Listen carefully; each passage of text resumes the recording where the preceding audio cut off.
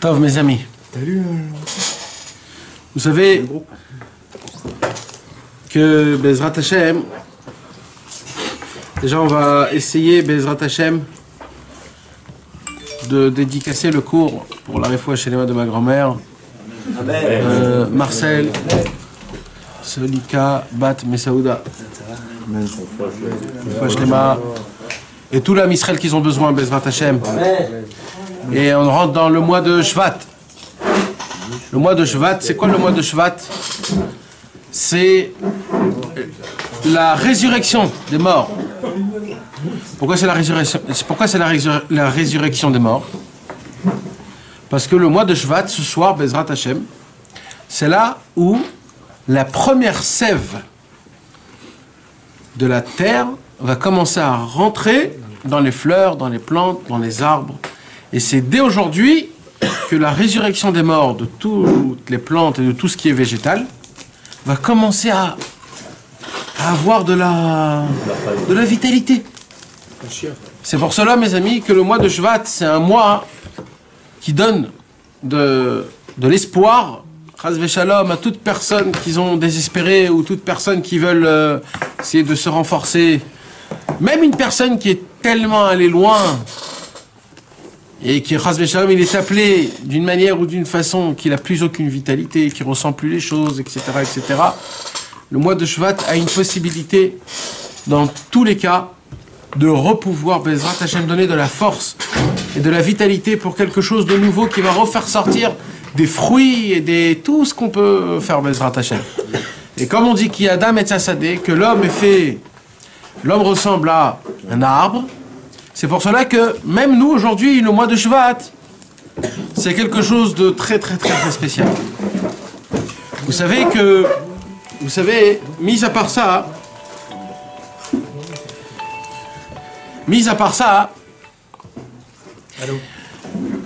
quand Rabbi Nachman de Breslev est mort, alors il y avait des gens qui n'étaient pas très, ils connaissaient pas tellement, et qui croyaient que tout ce que Rabbi Nachman de Breslev a dit, c'était de son vivant. Mais après qu'il est mort, c'est fini. C'est fini. Ça veut dire, quand il a parlé du Tikkun HaKlali, c'était que de son vivant. Il fallait venir de son vivant et faire le Tikkun HaKlali devant lui, etc., etc. Et ainsi de suite. Tous les enfants avant 7 ans, de les amener vers lui, ils croyaient que c'était de son vivant, pas après qu'il est mort. Et ainsi de suite, toutes les paroles qu'il a dit. Et Rabbi Nathan a découvert ça après que Rabbeinu est mort. Il a découvert qu'il y a des gens qui parlent et qui disent « Ouais, bah maintenant c'est fini, on peut plus faire le Tikkun HaKlali, maintenant c'est fini, etc., etc. » Et Rabbi Nathan, ça l'a vraiment très dérangé. Dès que Sukkot est terminé, qu'est-ce qu'il a fait Rabbi Nathan? Il a pris sa calèche et il a commencé à voyager dans toutes les villes, là où il y avait des Breslev. Là où un jour ils ont vu Rabbi Nachman, là où un jour ils ont parlé avec Rabbi Nachman, un truc comme ça. Il est allé, c'était un voyage qui était très difficile parce que ça commence à devenir le Choref, c'est l'hiver, il commence à faire très froid. Il y a des neiges et les routes ils sont pas bonnes du tout. Et quand même il a fait ce voyage-là, Rabbi Nathan, un voyage qui lui a pris 3 mois. 3 mois, il est allé de maison en maison, de ville en ville, de synagogue en synagogue. Il est allé et il leur a dit, mes amis, Rabbi Nachman de Breslev, il a dit, mon feu brûlera jusqu'à la venue du Mashiach, ça veut dire quoi? Ça veut dire en vérité, Rabbeinu, il savait qu'il allait mourir et toutes les paroles qu'il a dit, c'était Dafka pour après mourir, pas avant, c'était Dafka. C'est la raison pour laquelle il a tellement parlé sur Rosh Hashanah, il a tellement parlé sur le Tikkun HaKlali, il a tellement parlé. Et ça les a complètement renouvelés, ça les a redonné un nouveau souffle, un nouvel espoir. Et Rabbi Nathan, d'un coup, il a eu une très idée, une très belle idée. Et il a dit, puisque donc Rabbi Nachman a parlé énormément de Rosh Hashanah, etc. Alors nous, on va faire notre premier Tikkun HaKlali sur la tombe de Rabbi Nachman de Breslev, comme Rabbi Nachman, il a fait la promesse. Alors il a dit, pour ça, on va choisir Rosh Chodesh Shvat. Pourquoi Rosh Chodesh Shvat? Parce que Shvat, c'est Rosh Hashanah La'ilanot. C'est un Rosh Hashanah pour les arbres. Alors il y a une marloquette si c'est tout Shvat, si c'est le 15 ou si c'est Rosh Chodesh. Mais des deux côtés, Shvat, c'est le mois de Rosh Hashanah. Alors il a dit, on va faire un mini Rosh Hashanah. On va faire notre premier Rosh Hashanah, c'est-à-dire Erev Rosh Chodesh Shvat, comme ce soir. Et on va tous venir à Ouman et on va tous faire le Tikkun HaKlali, tous ensemble. Et cette idée-là a fait ses ailes. s'est parlé, il s'est allé d'endroit en endroit. Et à Rosh Chodesh Shvat, Rabbi Nathan, il s'attendait à une dizaine de personnes. Et il voit des chariots et des chariots et des chariots et des chariots et des chariots et des chariots qui arrivent. Tous avec leurs enfants, les parents, les trucs, les mecs, ils sont tous venus. Il y avait des milliers de Rassidé Breslev. C'était la première année, à peine 3 mois, il y a 3 mois, Rabbeinu est mort. À peine 3 mois, Rabbeinu est mort. Ça a été le premier Tikkun HaKlali qui a été fait sur la tombe de Rabbi Nachman de Breslev. C'est pour ça que ce soir, mes amis, c'est un jour qui est énormément important. Maintenant aussi, Rosh Chodesh Shvat, c'est aussi la Iloula de Rabbi Moshe Breslever, le Rav de Rabbi Israël Cordonneur, l'élève de Rabbi Nathan, Rabbi Moshe Breslever. Malheureusement, il est enterré à Tchérin. Tout le cimetière de Tchérin a été rasé à cause de la Shoah. Donc il n'a pas de tombe. Il a une tombe, mais il n'y a pas de... On ne sait pas. Alors ça serait bien si vous pourriez, Bezrat Hashem, quand vous rentrez à la maison, allumer une petite bougie pour Rabbi Moshe Breslever. C'était un vrai grand sadique. Juste, je vous rappelle, Rabbi Moshe Breslever, il n'y a pas beaucoup d'histoires à raconter sur lui parce que c'était simple. Il disait les Breslev, il était plus dans la forêt en train de faire du bédoute qu'avec des gens. Donc, qu'est-ce que tu veux qu'on raconte? Qu'est-ce que tu veux qu'on raconte? Un homme qui était toute sa vie dans l'île Bodédoute et personne ne le connaissait. Il était toute sa vie avec des arbres, avec... C'est pas pour rien, on dit qu'il est mort d'Afka Rosh Chodesh Shvat, le Rosh Hashanah, la Ilanot. C'est que toute sa vie, il était avec les Ilanot, avec les arbres. C'était Mamash, c'était l'homme complètement connecté avec Hachem. Toute sa vie, il était que Mamash connecté avec Hachem. Bezrat Hachem. Voilà, ça c'était des petits points. Maintenant, Bezrat Hachem, ce soir, on va étudier une super belle sikha. Mamash, une sikha, mes amis. Ça donne envie de vivre. Cette sikha, ça nous donne de la force. Et je suis très content, je répète encore une fois, pour chacun de vous tous, un par un, je remercie un par un, toutes les personnes qui sont assises ici aujourd'hui. Mamash, que vous venez, que vous vous fatiguez. Croyez, mes amis, croyez-moi, que à moi, ça me renforce. 126. Et moi, ça me renforce. Moi, personnellement, ça me renforce.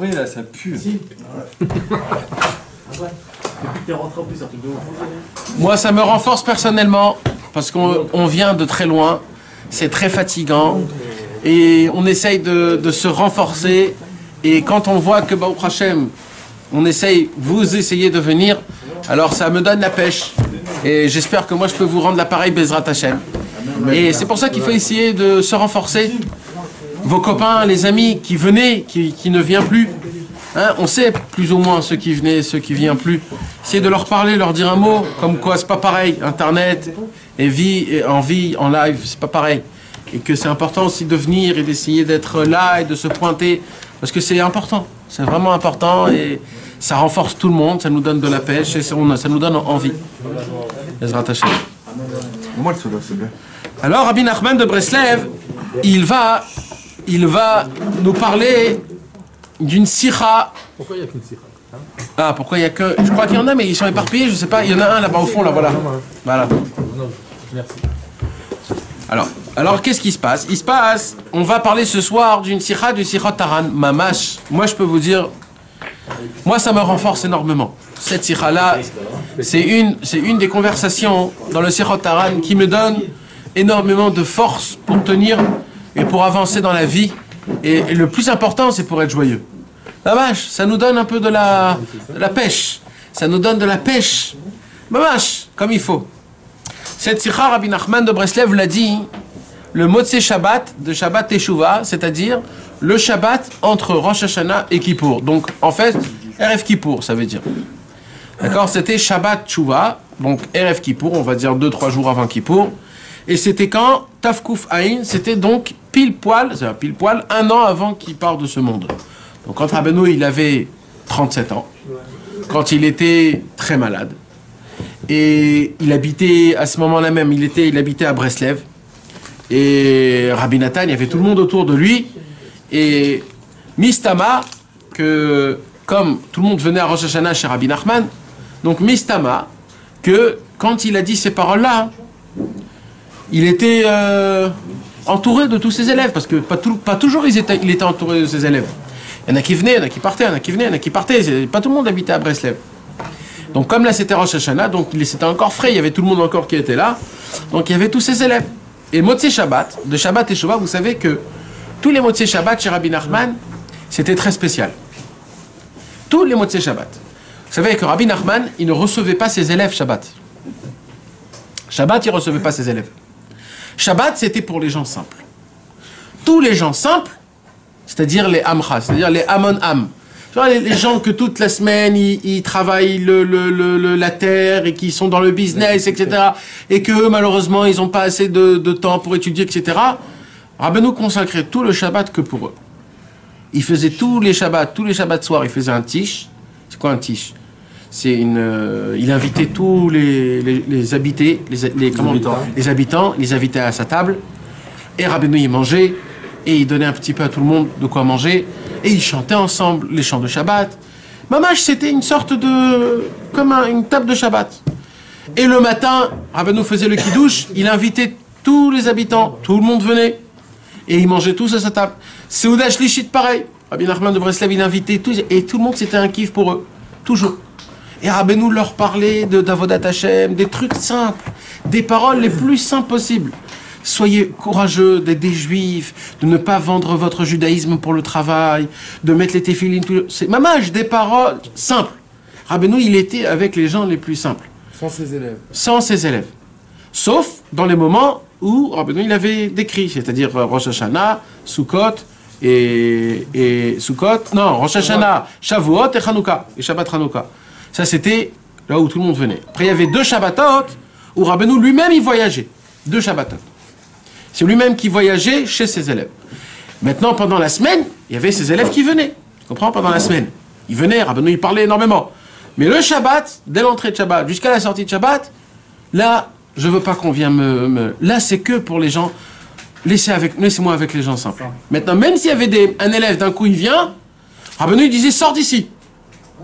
C'est pas pareil. Les paroles que je leur parle à eux, c'est pas pareil. N'apprends pas après. Tu vas dire, j'ai entendu. Parce que Rabbeinu, il descendait très bas. Il leur parlait des choses très... Ouais, je suis pas le même homme. Je suis pas le même homme. Vous sortez. Vous pouvez pas avoir cette conversation. Moi, j'ai ma conversation avec vous. Mais ça, c'est des gens qui ont besoin de moi, mamash. Ils ont besoin du judaïsme. Ils ont vraiment besoin. Et Rabbeinu les renforçait. Alors, comme normalement, c'est pas comme ça chez tous les chassidoutes. Dans toutes les chassidoutes, c'est comment? C'est que le Shabbat que les élèves, ils viennent en masse, et ils s'assoivent. Alors toujours les Breslev, ils étaient mécontents. Comment c'est possible? Non, on n'a pas le Shabbat avec Rabbi Nachman, etc., etc. Alors c'est pour cela que Rabbeinu, il faisait le Motzei Shabbat pour tout le monde. Le Motzei Shabbat, là, il ouvrait pour tout le monde.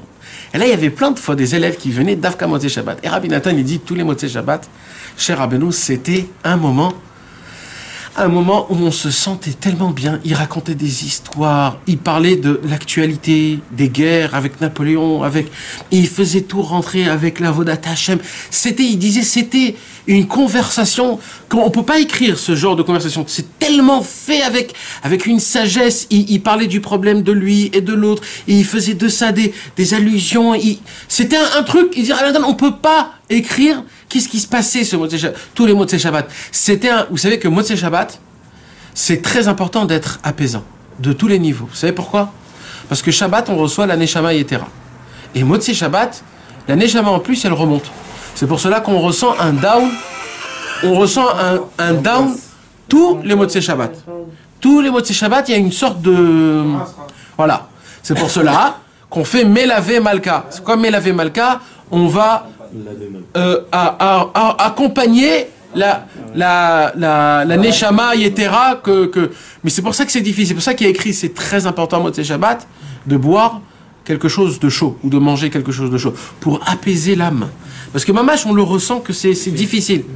Alors c'est pour cela que vous allez voir, tous les émirats de Motzei Shabbat, ils sont très spéciaux, ils sont calmes, ils te rendent dans une certaine joie, et c'est important de ne pas s'énerver, de ne pas faire attention si la maison elle est... Maurice. Donc maintenant, qu'est-ce qui se... Exact, exact, exact. Et ça, c'est une très grande ségoula. Il y a écrit que c'est très grave. Hein. C'est une sakanat nefashot si on ne boit pas quelque chose de chaud Motzei Shabbat. C'est une sakana, c'est un danger. Parce que la neshama, elle sort, et c'est très grave. On est en danger, Kaviachot. C'est quoi le rapport de boire quelque chose de chaud? Parce que quand un homme est malade, par exemple, on lui donne toujours un petit thé, tu sais, pour l'apaiser. Ça te calme. Ça te calme, ça apaise. Donc c'est important pour ça. Alors, il y en a qui prennent pas café parce que le café est noir. T'en vas mourir?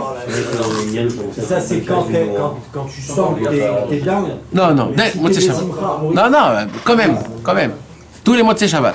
Tous les Motzei Shabbat. Il y en a qui prennent pas de noix, ils prennent pas du café ou du truc, ils prennent un thé. Bon, ok. Le méchané, l'essentiel c'est de boire. Moi j'ai vu des Talmidei Chachamim, ils prenaient de l'eau chaude, tout simplement, de l'eau chaude. C'est juste, c'est-à-dire pour le Inyan. C'est vraiment. Tov. Mais Kitsour, donc c'est pour cela que Motzei Shabbat, Rabbi Nachman, il faisait mamash, une argacha, on avait un sentiment exceptionnel, mamash. Vraiment, c'était quelque chose de très beau. Et c'est pour cela, donc, on voit ici que là, ce qu'on va étudier ce soir, Bezrat Hashem, c'est une sira de Motzei Shabbat. Imaginez-vous, c'est une sira qui est exceptionnelle. On n'a pas beaucoup de sira de Motzei Shabbat. Ça, c'est une sira de Motzei Shabbat. Maintenant, vous savez, c'était exactement l'année Tafkuf Ain. Tafkuf Ain, c'est 5770. 5500. Non, 5570. C'est pour faire plaisir à... Bon, une fois, je dis rien. C'est bad. On a rajouté deux de plus. C'était l'an 5570. Et, mes amis, en hébreu, c'est Tafkuf Ain. Ça veut dire Teka. C'est quoi Teka? Teka Beshofar Gadol.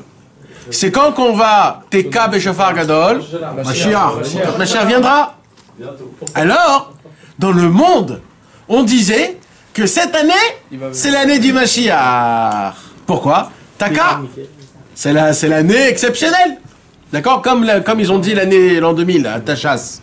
Et comme chaque fois, il y avait toujours un moment propice qui disait Mashiach viendra, c'est l'année du Mashiach, etc., etc., etc. Et Rabbi Nachman, comme par hasard, il a dit, c'est certain que cette année ne viendra pas Mashiach. Pourquoi? Pourquoi il lui dit ça? Il lui dit parce que moi, il dit Rabbi Nachman, je vois très très très loin. J'ai des yeux qui voient énormément loin. Peut-être parce qu'il savait aussi exactement quand il allait venir. Peut-être, mais Il dit peut-être. Hein. parce que là, il donne une raison pourquoi il dit que Mashiach ne viendra pas cette année-là. Il dit Rabbi Nachman, j'ai des yeux qui voient très très loin. Et il dit, sachez une chose, je vois la génération de comment Mashiach viendra, je la vois déjà. Je sais comment elle est. Je connais les gens qui vont être cette génération. Je sais de quoi ils vont parler. Ça va être quoi leur conversation? Je la connais, je l'entends, il dit Rabbi. Je la connais. C'est quelque chose que je sens. Et il dit, vous voulez savoir qu'est-ce qu'il y aurait à l'époque du Mashiach? Eh bien, écoutez bien. Il dit Rabbi Nachman de Breslev, dans la génération où Mashiach viendra, c'est pas qu'il y aura un balagan. Il dit Rabbi Nachman, il n'y en aurait pas un seul qui parlerait de la Emouna. Il n'y en aurait pas un seul qui parle de la foi. Père, hein? Ah bon? Le jour où on parlera plus des Mounas, c'est dans... C'est quand que tu as entendu la dernière fois de parler des Mouna? Mes amis, vous voulez savoir c'est quoi la Emouna? Vous voulez savoir c'est quoi la Emouna? C'est d'arrêter de travailler. C'est ce que j'ai fait. C'est ça la Emouna. Oui, je sais. Mais ça veut dire, je parle de comment... non, mais je parle pas maintenant de ça, mamache. Je parle de la vision, de comment on regarde les choses. Oui. C'est quoi la Emouna? C'est quoi la Emouna? La Emouna, c'est que Hachem, il te donne tout, il te fait tout, il te donne. Est-ce que une fois dans votre vie, vous avez vu une fourmi qui se tracasse, comment elle va manger demain? Ouais. Mais elle bosse, hein. Elle bosse la fourmi. Elle bosse. Disons la sauterelle. Mais ils font rien, les sauterelles, les vaches. Ils mangent, il y en a, ça fait 7000 ans qu'il y en a des vaches et des fourmis et des mouches, et ils se sont jamais tracassés. Là, t'en as. MMA. Ah, mais qu'est-ce que vous croyez? D'un côté, on dit de faire le Kelly, d'aller travailler. Encore une fois, j'ai pas dit qu'il faut arrêter de travailler.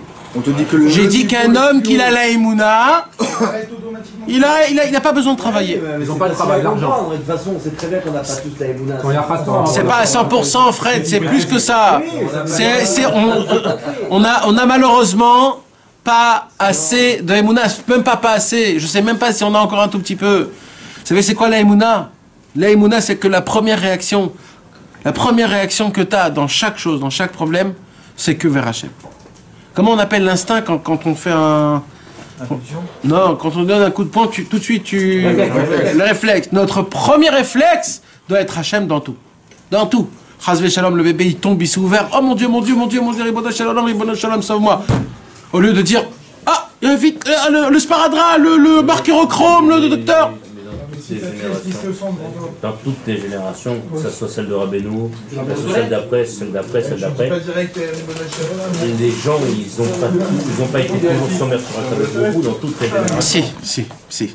Il y avait toujours un tas d'hommes. Il y a mais aujourd'hui. Non, pas beaucoup. C'est ce que je t'explique. Le niveau, c'est-à-dire le pourcentage de ce qu'il y avait. Mais il faut que tu comprennes quelque chose. Je parle pas de aussi loin, Steph. Je te parle de nos grands-mères et nos grands-pères. Eux, ils avaient encore la Emouna. C'est de ça, moi, que je te parle. Qu'il reste 10 minutes devant la mezouza en train de faire des berachot. Tu dis, mais qu'est-ce que tu fais, Pépé? Qu'est-ce que tu fais? Non, lui, il sait qu'il parle avec Hachem. Là, il parle devant la mezouza, il parle avec Hachem. C'est de ça que je te parle. C'est de ça qu'on parle. Il y a une Yerida Tadorot. Ah oui, mais là, elle a été très grave, là, parce que là, elle a été vraiment très grave. Là... Dans la génération de Rabbeinu, il y avait la Scala. Oui, mais quand même... Il y avait une Yerida Tadorot de... Comment c'est la Scala, c'est fini la Scala, frère. C'est fini. Il y avait la Scala dans la... Nachon. Ça rigole, ça rigole. C'est les Juifs Ressembler un peu à des goïs. qui se sont dit, il faut commencer à s'y mettre, à étudier, à connaître des langues. Voilà. Et malheureusement, mes amis, c'est que c'est devenu aujourd'hui quelque chose de normal. D'accord? Vous voulez savoir quelque chose? Qu'est-ce qu'il dit? Suite à la Scala aujourd'hui que tout le monde est comme ça, de la génération, les générations Nachon. descendues. Oui, ça fait partie. Un petit exemple. Vous savez qu'est-ce qu'il y a écrit? Je vous l'ai déjà dit ça. Mais je vais le répéter parce qu'on l'a mal compris. Vous savez que Rabbi Elimelech de Lijensk et Rabbi Zouchak, donc la Iloula c'est demain soir avec l'aide de Dieu. Mais Zrat Hashem, Rabbi Elimelech, il a dit à Hachem, c'est simple. Rabbi Elimelech, il a vu que l'ange de la mort est venu le prendre. Alors Rabbi Elimelech, il a dit à l'ange de la mort, remonte, et dis à ton créateur que s'il veut me prendre, qu'il vienne lui-même. Alors il remonte le malach à Mavet. Et ben Maj, Akadosh Baruch Hu, il s'est dévoilé à Rabbi Elimelech. Il lui dit, qu'est-ce qu'il y a Rabbi Elimelech? Pourquoi tu dois faire autant de dérangements? Il lui dit, parce que j'ai besoin, je suis prêt à partir de ce monde. Mais pour cela, j'ai besoin que tu me promettes une promesse. Il lui dit quoi? Il lui dit, je ne peux pas supporter les souffrances de quand Mashiach viendra. Je ne peux pas les supporter. Je ne peux pas supporter que les béné Israël ils vont autant souffrir. Alors, je veux faire un pacte avec toi. Je veux annuler Gog ou Magog. Je veux annuler, voilà. Je veux annuler. Avec tout ce que j'ai fait pour toi, Hachem. Tu peux pas me faire ce petite chose. Je t'ai jamais rien demandé de toute ma vie en entière. Gog ou Magog enlève. C'est même pas pour moi, c'est pour le Ham Israël. C'est pour... Akadosh Baruch Hu, il a dit, tu sais quoi, Rabbi Elimelech? On efface tout. Maintenant, qu'est-ce qui se passe? Ben, t'es comme ça, il est parti après Rabbi Elimelech. Maintenant, il y a eu un problème. C'est quoi Gog ou Magog? C'est un homme. Gog, c'est un homme qui s'appelle Gog ou Magog. Magog, c'est son armée. Gog, il vient chez Hachem. Il dit, Hachem, tu crées pas quelque chose pour rien. Chaque chose que tu crées, il a un but. Ça n'existe pas que tu crées quelque chose. Maintenant qu'il n'y a plus Gog ou Magog, qu'est-ce que je fais? Bah oui. Qu'est-ce que je fais? T'es obligé de me trouver quelque chose. Il n'avait pas encore descendu son Mais oui, échange. il n'était pas encore créé. Qui? Gog ou Magog? Ouais, Non, mais il est dans le ciel. Il est dans le ciel. Tout est dans le ciel déjà. Mais c'est dans l'abstrait, c'est pas dans le concret. Tu comprends? Donc il y a encore ce Inyan-là, le représentant, on va dire, de Gog. Alors, Akadosh Baruch Hu, il lui dit, sache une chose, Gog. Quand il a vu Gog. Qui? Hachem. Oui, reste là. C'est Magog. C'est pas facile là. Alors, Ah ouais, ce soir c'est détente totale, ce soir c'est Rosh Chodesh à tout va. Rappelez-nous.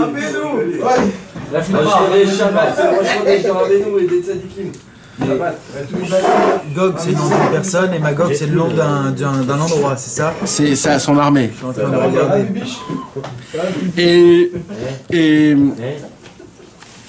alors, Gog, alors Akadosh Baruch Hu, il a dit, sache que Rabbi Elimelech, pour moi, c'est pas juste un fils préféré, c'est pas juste un Fils chéri, quoi. ouais, un fils chéri. Rabbi Elimelech, il a mis sa vie en danger pour tout le Ham Israël. Et il ne m'a jamais rien demandé, jamais. Il a dit là où maintenant il m'a demandé qu'une seule chose. Et cette chose, elle est même pas pour lui, elle est encore pour le Ham Israël. Tu peux monter et descendre, Gog. Mais c'est fini, t'as plus rien à faire. Gog, il est parti chez le Satan. Et il a dit au Satan, t'as pas besoin un peu d'aide?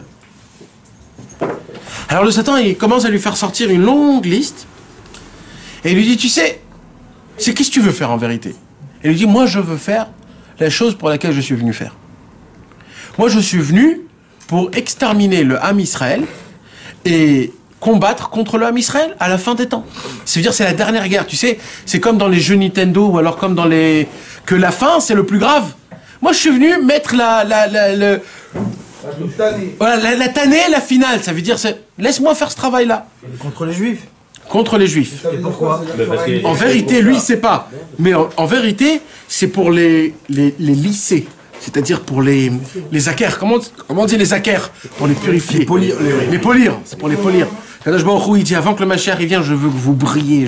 Et comment? Il y aura des choses très dures. Et vous devrez de toutes vos forces vous attacher à Hachem de toutes vos forces. Donc genre, il y en a qui resteront et d'autres non. Donc celui qui sera le plus émet et celui qui aura le plus d'émouna. Emouna, que Emouna. C'est pour ça c'est de ça qu'on va parler ce soir. Alors Gog, il dit ça comme ça. Alors le Satan, il dit, tu sais, moi-même, je suis une création de Dieu. Moi-même, je suis sous Hachem.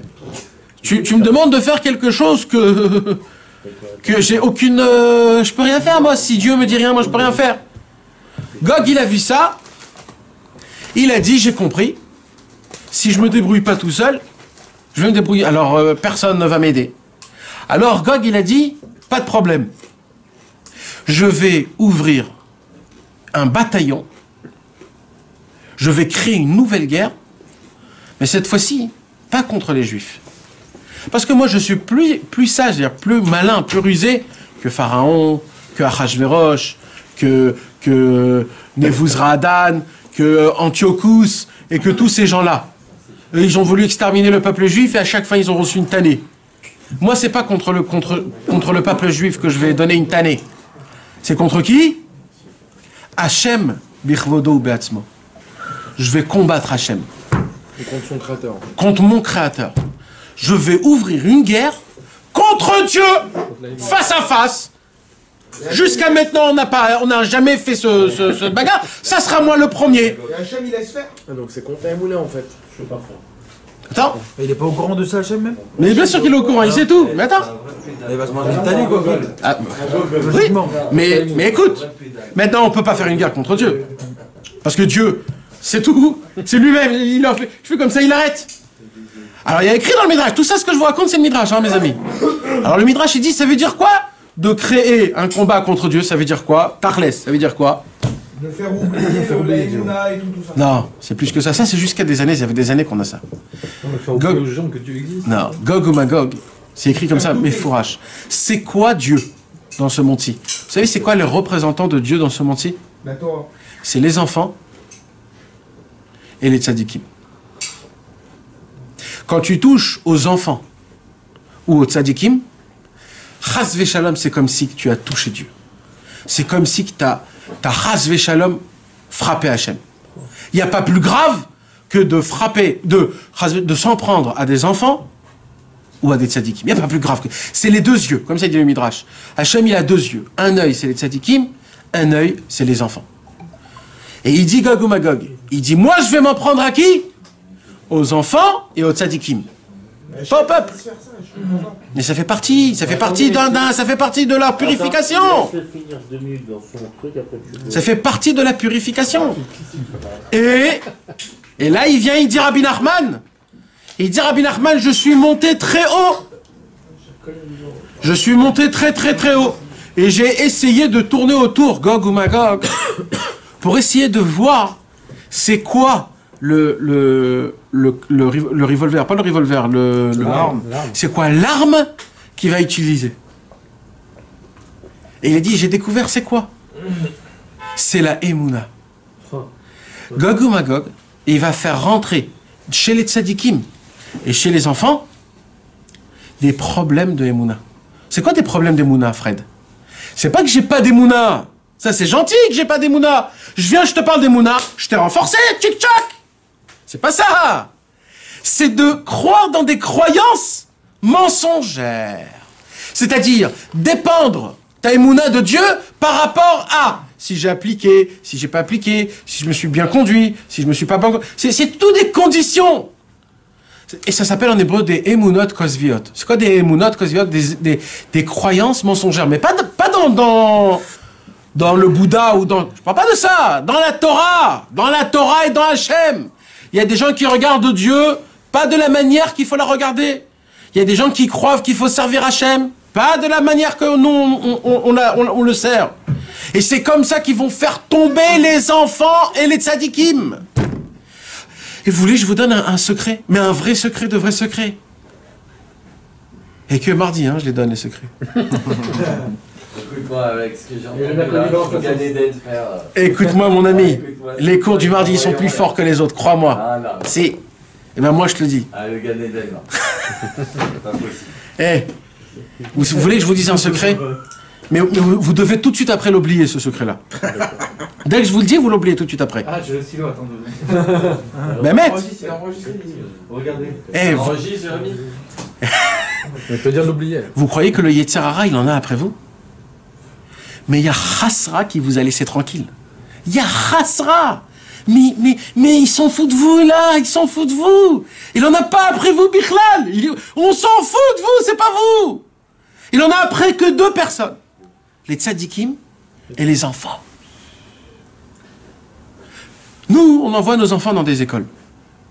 Et nos enfants, ils apprennent depuis tout petit, dans le CP, CE1, CE2, CM1, CM2, l'anglais, l'histoire, la géographie. Dites-moi encore la philosophie. Non, mathématiques, il faut. Dites-moi encore des trucs nazes là que vous apprenez. La chimie. Voilà. Vous voulez savoir qu'est-ce que vous faites à vos enfants? Je vais vous dire ce que vous faites à vos enfants. Vous prenez vos enfants, vous avez une valise de seringues de poison, et tous les jours, viens chérie, viens. Vous lui mettez des poisons et des poisons pour que jamais il puisse avoir la Emouna quand il sera grand. Mais c'est obligé aussi. Moi, par exemple, 2 secondes. Je sais que c'est très dur et que vous avez jamais entendu ces paroles-là de moi, parce que Bémet, je les ai pas dit ces paroles-là. Je les ai jamais dit, parce que Bémet, ils sont très difficiles. Et si vous me posez la question, qu'est-ce qu'on doit faire? Je sais pas quoi. Bémet, je sais pas. Je sais pas. Même moi, même mes filles, ils apprennent. Je leur ai dit, je m'en fous. Quand vous êtes dans le cours d'anglais, vous pouvez faire ce que vous voulez, vous m'emmenez des... ça sert. Pourquoi l'anglais ça? Pourquoi l'anglais? Pourquoi Dafka les langues? Écoute bien ce que je vais te dire. Les langues aujourd'hui, pour parler avec les gens. Oui. Avec quels gens? Stéphane, Quoi? qu'est-ce qui t'arrive? Pour parler avec les gens, mais on est en Israël, on est chez nous. C'est eux qui doivent apprendre l'hébreu. Demain, ta fille, elle va grandir, disons le voyage. Je veux pas qu'elle voyage. Je veux qu'elle reste en Israël. Elle se marie avec un chassid et il parle que en hébreu. Il décide demain d'aller visiter. Je lui donne une baffe. Je lui donne une baffe. Mais qu'est-ce que tu donnes une Je lui donne une baffe. C'est normal, quoi. Elle va à New York, disons, elle va en Angleterre. Non, non. Elle rencontre un chassid qui est anglais. Je veux pas. Je lui dis qu'ici, y a pas. Je vous explique. Je vous explique. Vous comprenez ce que je veux dire? Donc il faut qu'elle parle l'anglais. Je sais. Je sais que ça va être un choc. Je sais que c'est un choc, mes amis. Mais laissez-moi d'abord... J'ai besoin de deux choses, s'il vous plaît. Soyez ouverts d'esprit, d'accord? Essayez d'être neutre, ok? Essayez d'être ouverts d'esprit, neutre. Et laissez-moi vous donner un peu d'informations que Rabbi Nachman nous a données, ok? C'est tout ce que j'ai besoin. Alors les langues, pourquoi les langues? Alors, pourquoi par exemple les langues? D'accord?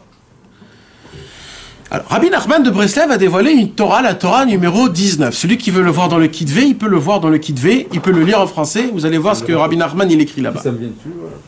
Il dit Rabbi Nachman que il y a dans le monde 70 nations. Nachon? 70 nations, et tous les autres pays, ce sont des dérivés de 70 nations. Mais de base, il y a 70 nations. Il dit Rabbi Nachman de Breslev, nous ce qu'on ne sait pas, c'est que Akadosh Baruch Hu a créé un système depuis la tour de Babel. Il a créé un système que chaque nation a une langue. Avant, ça n'existait pas. Avant, tout le monde parlait le Lashon HaKodesh, la langue sainte. Pourquoi? Parce qu'à l'époque, ils avaient tous un seul but. C'était quoi le seul but? Tous, même les goïms, tout le monde. Ils avaient un seul but. C'est de faire plaisir à Hachem. Au moment où il y en a eu un imbécile, le premier imbécile du monde, il s'est dit, je vais rentrer en combat contre Dieu. Il a dit, ah, c'est toi le premier homme qui me met à moi en défi. Alors il n'y a pas de problème. Jusqu'à maintenant, je te donnais un cadeau. C'était quoi le cadeau? C'est que je te donnais le cadeau de parler ma langue. Qu'avec ma langue, tu pouvais créer. Avec ma langue, tu pouvais te sanctifier. Avec ma langue, tu pouvais faire des choses exceptionnelles. Mais maintenant que tu me défies, pourquoi te donner ce cadeau? Alors, dès maintenant, dans le mot tour de Babel, il y a Bilboul. Qu'est-ce qui s'est passé de Babel à Bilboul? Akadosh Baruch Hu, il a créé 70 langues. Maintenant, chaque nation a une définition d'un défaut mal. L'orgueil, la paresse. L'argent. Non, c'est pas un défaut, c'est pas une qualité. Je parle des qualités, des traits de caractère, je parle. Oui, Ça- la varie, des choses comme ça. Ouais, je sais pas comment dire en français, Ah, mais comme vous, ça, ouais. voilà, il y a 70, il y a Shivim Korot HaNefesh. Akadosh Baruch Hu nous a créé dans l'âme, dans notre âme, 70 forces, 70 traits de caractère. Il y en a qui sont éteints, il y en a qui dorment, il y en a qui sont très élevés, il y en a qui sont très élevés, il y en a qui sont moyens. Il y a des gens très coléreux, il y a des gens pas du tout coléreux. C'est des traits de caractère. En tout, Bon et mauvais ou que des mauvais? il n'y a pas bon et mauvais, c'est des traits de caractère. Colère. Non, colère, parce qu'il faut savoir où il faut être coléreux. Il n'y a pas. Un trait de caractère, c'est neutre. L'histoire, c'est comment et où tu le... Voilà. On les a tous. Tout le monde, ça fait partie de la Neshama. Tout le monde a tous les traits de caractère. Juste la différence, c'est combien le dosage, tu comprends? Ça dépend quand tu nais, quel jour, quel mois. C'est ça le mazal, c'est ça, tout ça, c'est ça. Donc en tout, il y a 70 traits de caractère. Et Akadosh Baruch Hu, il a créé 70 nations, que chaque nation, il a un trait de caractère exceptionnel. Est-ce que vous comprenez jusqu'à maintenant? Maintenant, il dit Rabbi Nachman, maintenant, tous les 70 nations, ils ont un deuxième trait de caractère très élevé. C'est le même, mais dans les 70. C'est quoi? C'est la passion sexuelle. La passion sexuelle, celle-là, elle est partout. Il appelle ça le feu ardent. Ça, c'est un feu qui brûle, qui est dans les 70 nations. Maintenant, il dit Rabbi Nachman comme ça. Vous allez voir, il dit Rabbi Nachman, et ça, mes amis, un jour, j'ai étudié cette Torah à la Yeshiva en approfondissant, et on a fait une recherche, moi et mes amis, quand on a étudié ensemble, de ce que je vais vous dire, et vous pouvez vous-même faire cette recherche, vous allez être étonnés. C'est le Brit Esh de Bereshit? Non, c'est aussi ça. Mais écoute ce que je vais dire. Leur langue des 70 nations, l'accent, le tzlil, comment on dit le tzlil? L'intonation. L'intonation de façon, vous savez comment ils parlent les Chinois, comment ils parlent les Allemands, l'intonation, l'accent et les lettres, la musique, elle est en fonction de le trait de caractère spécial qu'ils ont. Par exemple, si un jour, toi Stéphane, tu vas apprendre l'allemand, non, ben mec, essaye de demander à un ami à toi si tu n'as pas changé. Après que tu connais la langue allemande. Tous, vous tous ici, on est tous des Français, Nahon. Quand on a appris l'hébreu, est-ce qu'on n'a pas un petit peu changé? On n'est pas un peu devenu chutzpanim comme les Israéliens? Ah non, j'ai grandi, moi, ça. Hein? C'est le trait caractère qui a pris la force sur le. C'est le trait caractère parce qu'on habite dans un pays, mais on n'a pas changé notre caractère. Non, On n'a pas changé notre caractère. parce que quand tu apprends la langue, c'est la porte pour se glisser là-bas. Après, oui, il faut habiter, etc. Mais comment tu as accès au trait de caractère? Par la langue. Non, mais chutzpanim, avant, quand j'étais en France, j'ouvrais une porte, bonjour. Ok, d'accord, hypocrisie, si tu veux, mais c'est ce qu'on a appris, c'est ce qu'on a appris en France. Oui, mais là, tu vois où tu te trompes. Voilà. Tu vois où tu te trompes. Aujourd'hui, je rentre dans un magasin, Non, ni tu vois- catalogue, ni rien du Bah, tout. parce que c'est en hébreu, Là, mais si t'avais- demain tu vas dans un truc français en Israël, tu vas pas dire donne-moi du pain. Tu vas dire bonjour madame, est-ce que je pourrais avoir du pain? Et pourquoi t'es en Israël? S'il vous plaît. S'il vous plaît. C'est ta langue qui t'empêche de faire ça. C'est pas ma langue, c'est parce que j'ai appris un trait de caractère. Qu'en France, on est poli, c'est tout. Mais il y a rien qui te Mais retient. t'es plus en France, t'es en Israël. Avec une Israélienne en face de toi qui parle français Non, comme mais toi. française. Donc, comme toi, l'Israélienne. Il y avait la carte, il y avait le chômage. Oui. Ça veut dire que plus on connaît de langues étrangères et plus... Alors, j'ai pas terminé, mes amis, j'ai pas terminé. Putain, il se lève. Et là, vas-y, rentre. Ouais, tout à l'heure, il a fait le beau gosse, il a parlé en roumain. Et pour parler en roumain, il faut dire quoi? S'il vous plaît, s'il vous Fini, plaît. la vérité. Mes amis, j'ai pas terminé.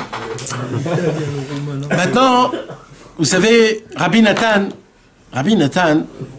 le pauvre, il était dans une génération, là où ça a commencé, les premières écoles, la première école où ils ont amené des enfants juifs, qu'ils ont commencé à leur apprendre du rôle. Et vous voulez savoir? 3 mois plus tard, Rabbi Nathan est mort. Rabbi Nathan, il a dit avant de mourir, il a dit Mefourash, dans son testament. Il a dit, sachez une chose, vous savez, j'espère que vous n'oublierez jamais la raison pour laquelle je meurs aujourd'hui. Comme ça, il a dit.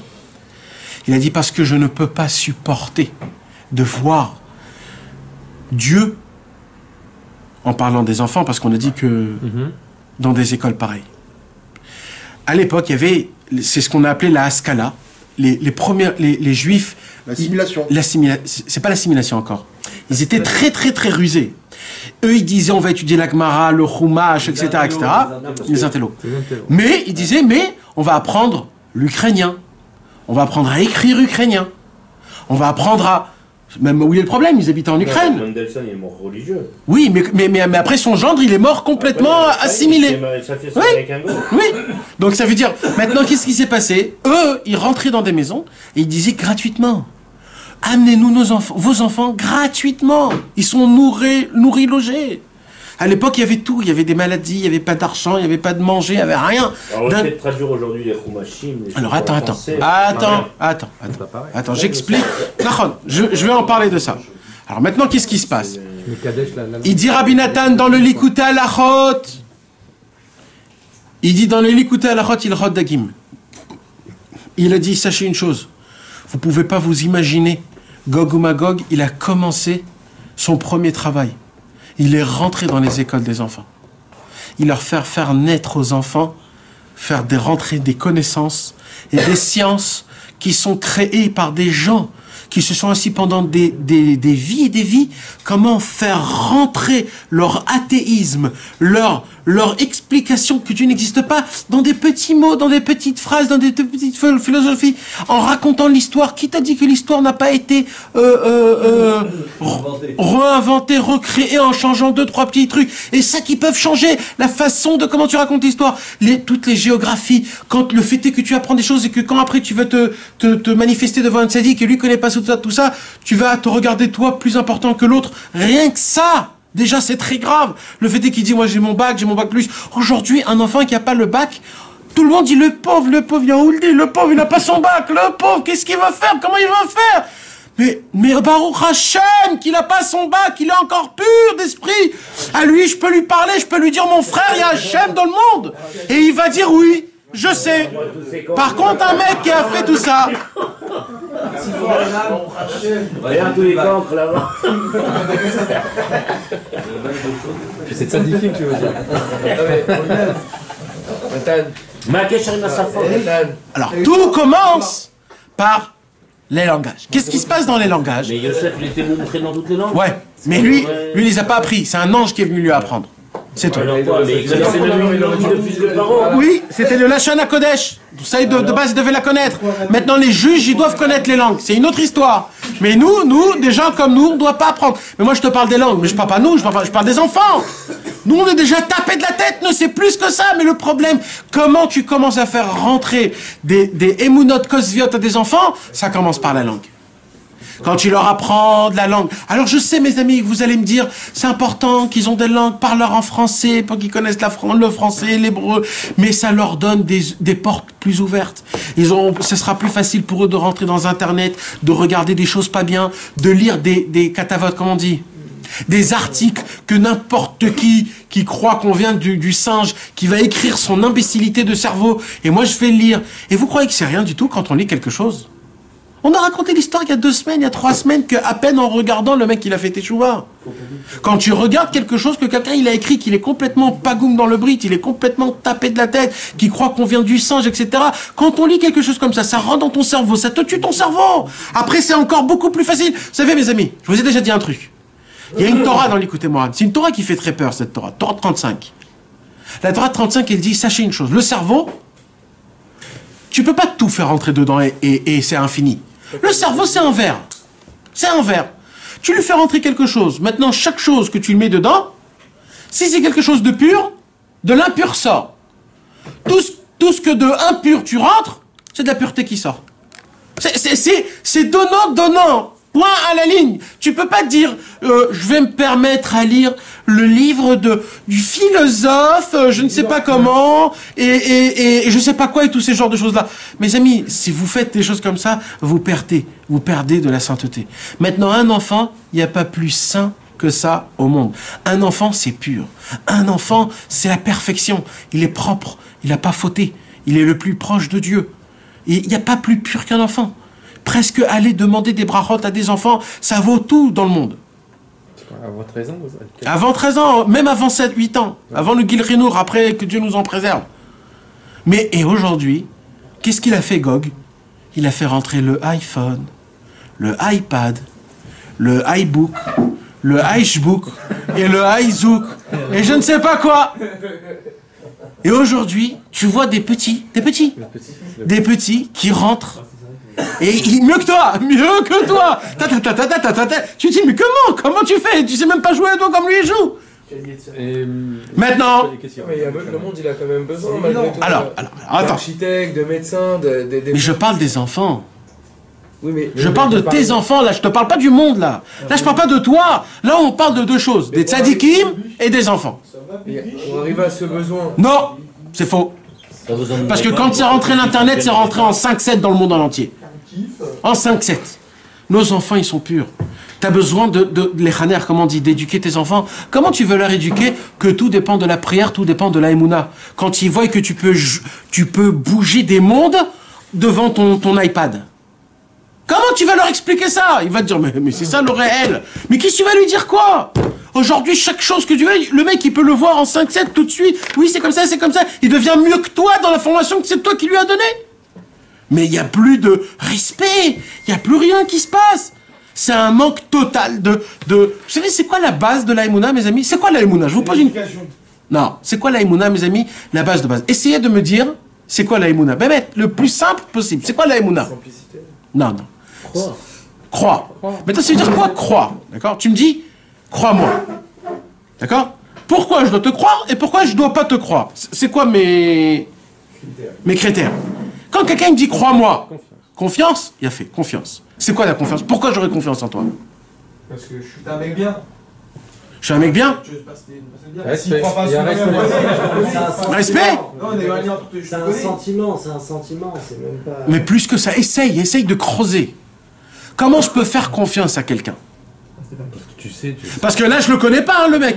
Ah, tu connais pas? Ben non. Là, c'est Hachem, je le vois pas. D'accord? Moshe Rabbeinu, je l'ai jamais vu. Lâcher ma clé. Oui, mais c'est une croix. C'est une émouna. C'est de ça que je te parle, ça veut dire. En donnant envie. Tu lui donnes envie de croire. Non, en mettant ta décision... Oh, voilà. Alors, voilà. Pourquoi? Nahon. Mais la question, c'est pourquoi je mettrai ma décision dans ses mains? Bah oui, pourquoi?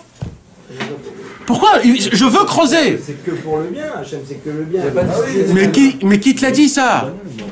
La Torah. Encore une fois, c'est de ça que je parle, c'est l'aïmouna. Mais c'est quoi l'aïmouna? C'est de croire. C'est quoi de croire? C'est d'avoir confiance. Pourquoi j'aurais confiance? Vous comprenez c'est quoi la question que je vous pose? Merci, tonton. Oui ou non? C'est les tzadikim qui te... Ben, vous voulez savoir c'est quoi la réponse? Mais je comprends pas, c'est quoi cette question? Les juifs, c'est des mains minimes. Ben, mains minimes, ça s'arrête là, on ne se pose pas de questions depuis la génération.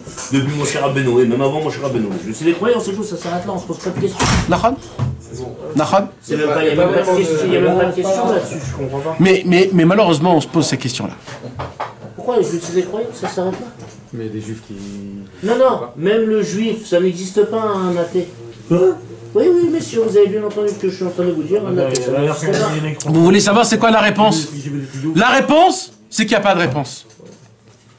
Et vous voulez savoir? Et c'est ça le plus beau de la Emouna. C'est que j'ai mis ma confiance entre les mains de quelqu'un que je ne connais pas, que je n'ai jamais vu, que je ne sais rien du tout, parce que on m'a raconté, mon père il m'a raconté, et mon grand-père a raconté à mon père, et son arrière-grand-père l'a raconté, jusqu'à Avraham, Yitzhak et Yaakov. C'est la seule raison pour laquelle. Et Akadosh Baruch Hu, il est grand, et il grandit tous les jours, parce que tous les matins, on répète et on dit Hachem, je mets mes mains, ma pensée, ma femme, mes enfants, mon argent, ma vie entre tes mains. Et matériellement, je n'ai aucune connaissance de toi. Aucune connaissance. J'ai que de la croyance. Et cette croyance, ça s'appelle Emouna Iveret. C'est une Emouna, c'est une croyance aveugle. Et c'est ça la beauté et la grandeur, mes amis. C'est que c'est aveuglé. C'est quelque chose qui n'a pas de limite. C'est un total... je me mets totalement à Hachem. Maintenant, tout le travail du Yetzer Hara, c'est de t'enlever ces dépendances de Dieu. Parce que chaque chose, chaque fil qu'il arrive à t'enlever, pour lui, il a gagné. Qui va nous faire oublier les bons trucs avec Hachem. Ou les bons trucs, ou alors ce qu'on a besoin de lui, comme par exemple le travail. Ça commence par le travail. Le travail, qu'est-ce qui se passe? Tu gagnes de l'argent. Quand tu as de l'argent, tu n'as plus besoin de Dieu. Parce que maintenant, quand j'ai pas d'argent et j'ai besoin de boire un verre d'eau, qu'est-ce que je fais? Tu vas te servir un verre d'eau. Non, mais j'ai pas de verre d'eau. Tu vas acheter une bouteille d'eau. Mais j'ai pas d'argent. Tu vas travailler. Mais là, maintenant, là, tout de suite, j'ai soif, là. Bah, vas-y, il y a une bouteille d'eau. Oh là là. Je lève mes yeux au ciel et je lui dis, mon Dieu, aie pitié de moi, j'ai très soif. En général, excuse-moi, si je peux me permettre, il faut aussi être derrière Khatev. D'accord. Je suis pas venu annuler. Je ne suis pas venu annuler. Tu comprends, tu es dans le désert, tu viens tout annuler combien tu veux, ce que tu veux. Non. Tu dis Hachem, je t'en supplie, Hachem, aide-moi, envoie-moi un ice coffee, il va jamais te l'envoyer. Tu comprends ce que je veux dire? Il va t'arrêter à une station. Ça, c'est parce qu'on n'a pas assez d'émouna. Non, mais disons que tu as toute la émouna que tu veux. Non. Il y a un moment où... Non, Stéphane. On a trop pris la... Un jour, Rabbi Nachman, il a dit... Fais le test, tu vas voir que c'est... Ouais. Moi, j'ai connu quelqu'un... Moi, on m'a raconté un miracle. Un miracle, moi... Non, mais t'as jamais vu ça. Moi, j'ai connu quelqu'un... Il met la carte dans la casse-pommade, d'accord? On lui avale la carte. Maintenant, il est l'après-midi, je te raconte même pas. Il n'a pas d'oseille, il doit voyager, toute grosse galère. Il parle avec Hachem, il rentre chez lui le soir. Maintenant, son fils lui fait la déballe. Ouais, mais alors tu l'as laissé, t'as peut-être mis une autre carte. Il dit regarde, non, je te jure. Il ouvre, il y a la carte. Vas-y, frère. Allez, vas-y. Il a perdu la tête depuis qu'il a utilisé. Il a fumé, c'est un homme d'un certain âge. C'était pas la même carte. Moi, j'ai connu un homme... Moi, j'ai connu un homme... Il s'appelait Nachman Shabtai, que Dieu ait son âme, et que ce soit aussi Lilou Nishmato Bezrat Hashem. C'était un homme qui était très spécial, qui n'avait pas de femme et pas d'enfant. Et il était handicapé, obèse. Comment il s'appelle? Nachman Shabtai. Il était obèse. Il pesait 350 kilos. Hein, combien? Il était vraiment très gros, le pauvre. Et pour venir à Ouman, c'était une vraie histoire. Parce qu'il ne pouvait pas s'asseoir, même le business était petit pour lui. Et comme il n'avait pas d'argent pour le business, donc il était, que Dieu nous en prenne assis derrière, et c'était vraiment un vrai balagan. Donc quand il venait à Ouman, c'était pour 4-5 mois après, parce qu'il ne pouvait pas, c'était trop difficile pour lui. Maintenant, à l'époque, je vous parle de ça il y a 20 ans, il venait à Ouman à Rosh Hashanah, donc il restait jusqu'à Hanouka. Moi, je venais à Hanouka, et je le voyais, lui, déjà là-bas. À l'époque, il n'y avait pas beaucoup de gens comme aujourd'hui. Il n'y avait personne qui habitait là-bas, il n'y avait rien. D'accord? Donc le Tzioun à Hanouka, après Hanouka, quand tout le monde part, il n'y a personne. Personne. Donc il n'y a pas de quoi manger, il n'y a pas où dormir, personne. C'est dans le Tzioun, dans le froid, moins 15, moins 21. D'accord? Et lui, le pauvre, il était malade. Il avait besoin de manger. Mais maintenant, il se contentait pas d'un manger simple. Il veut manger. Un vrai manger, comme il a l'habitude de manger. Maintenant, lui, une assiette, ça lui suffit pas. Il veut une vraie assiette avec les bonbons, avec les gâteaux, avec ça. Il était malade, le pauvre, il avait dit. Et cet homme-là, il avait deux choses qui faisaient que j'ai jamais vu de toute ma vie en entière comment quelqu'un il fait la même chose. Il disait merci à Hachem. Et il demandait à Hachem, comme jamais j'ai vu au monde quelqu'un qui fait comme ça. Pendant des heures. Mais quand je vous dis des heures, je ne suis pas un Tunisien en train de vous agrandir la photo. Pendant des heures, il disait merci à Hachem d'une simplicité. Merci à Hachem que j'ai des yeux qu'ils arrivent à voir. Merci à Hachem que je peux me gratter quand j'ai envie de me gratter. Merci à Hachem que j'ai des lacets pour fermer mes chaussures. Merci à Hachem que j'ai des chaussures. Merci à Hachem que je suis assis ici dans une chaise qui a un coussin, que quand je m'assois dans le coussin, mais dans le détail, que jamais de ta vie en entière, ta vie les détails. Maintenant, ça c'était dans le remerciement. Et dans la demande, il demandait à Hachem tout ce qu'il avait besoin, mais réellement. Hachem, je l'ai vu de mes yeux. Je veux un khatif kokous. Vous savez, il y a comment le truc bleu là, rodéo, comment ça s'appelle là le bouti. Non, le chocolat avec le bouti. Alors lui, il voulait un bouti à Hanouka, à Ouman, moins 16 degrés, il n'y a personne au monde. Ça n'existe pas dans toute l'Ukraine, un bouti.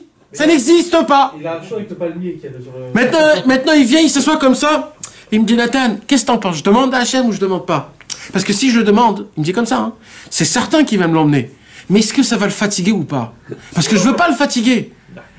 Je lui dis, écoute, si tu sens que t'as pas trop besoin, ben mec, c'est pas la peine. Il dit, bon d'accord, alors viens, lis avec moi le Tikkun HaKlali. Le pauvre, tellement qu'il était gros, il pouvait pas respirer. Il s'essoufflait énormément. Alors il avait besoin à côté de lui de quelqu'un qui le lit avec lui le Tikkun HaKlali. Alors comment il lisait le Tikkun HaKlali? Pas comme nous, Arimi Mekacher Hatzimi. Lui, il commençait le Tikkun HaKlali depuis le tout début. Il disait Tikkun HaKlali, Ze Hachar, téléphone, 070, c'est le Keren de Rabbi Israël, Kol Asruyot Shumot, tout, il lisait tout, du début jusqu'à la fin, le numéro de téléphone, tout ce qu'il avait écrit, pour lui, c'était ça le Tikkun HaKlali. Alors, tous les 3 mots, il me faisait comme ça, il faut qu'il respirait, il suait comme ça, il suait. C'était un marathon. C'était un marathon. Ça lui prenait entre 2h30 et 3 heures de lire un Tikkun. Maintenant, il était assis, il devait boire, il devait manger un peu au milieu. Alors, il faisait comme ça. Et les gens lui apportaient des séoudotes à côté. C'était de vivre avec un homme comme ça, c'était quelque chose. Bikitso, c'est Chatzot la nuit, on a terminé le Tikkun HaKlali. Mais quand je vous dis à personne, il n'y avait vraiment personne. Il me dit, Nathan, j'ai besoin du bouti. Je lui dis, alors demande à Hachem. Alors il me dit, ok, mais si j'en mange un, ça va m'ouvrir l'appétit aux autres. Je lui dis, écoute, Hachem, c'est qui pour toi? Il m'a dit, c'est mon papa. Alors il dit, demande tout, demande. Tu sais quoi? Il a fait une liste.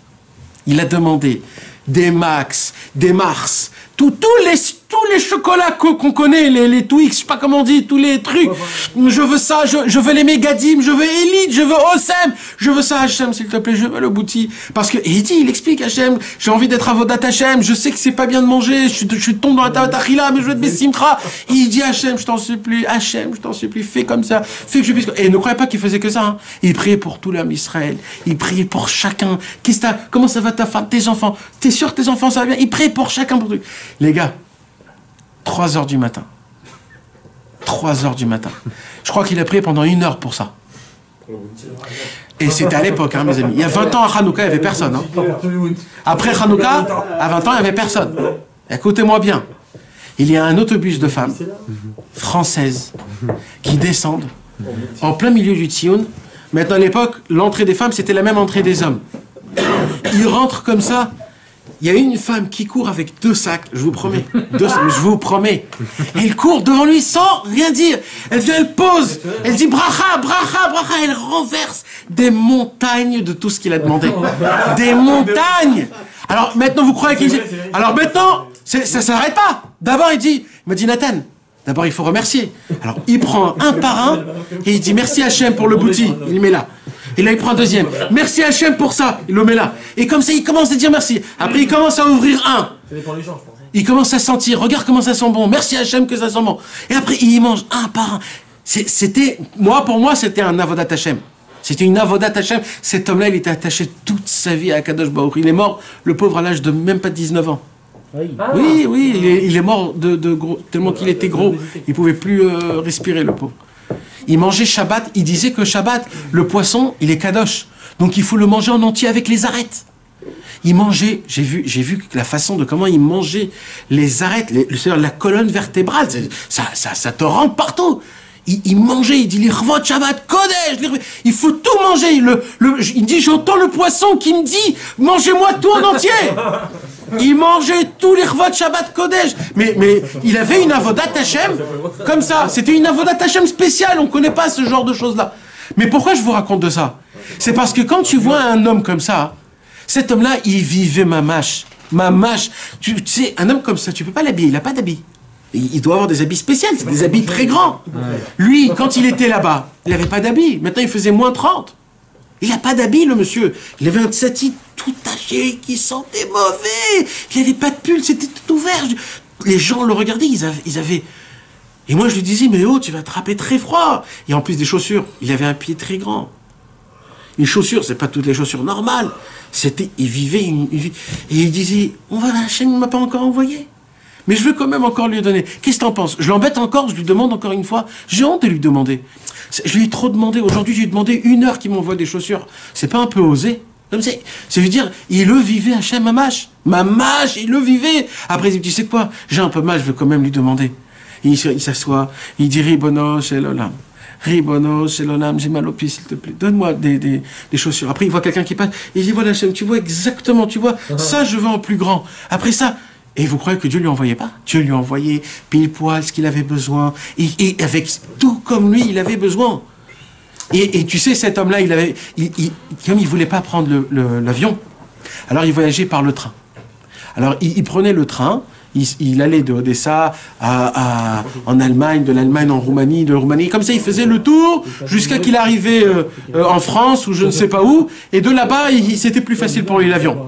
C'était un avion qui était plus espacieux, et des gens pouvaient l'aider, le donner, lui acheter un business class. Alors il devait voyager. Tu sais comment on se foutait de la gueule de cet homme-là dans des trains goy de Russie, de l'Allemagne? Il tournait, il était habillé pas bon, il avait des potes un peu... Il était pas... Mais il bénissait tout le monde.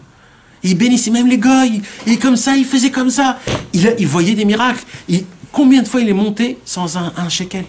Dans un train, il arrive en Allemagne, pas un rond, pas un téléphone, pas d'habit, pas de connaissances, pas de langue, rien. Voilà, je suis là. Le mec, il est jamais venu en Allemagne, il sait rien du tout comment ce qui se passe. Je lui dis, mais comment tu fais? Il dit, j'ai Hachem.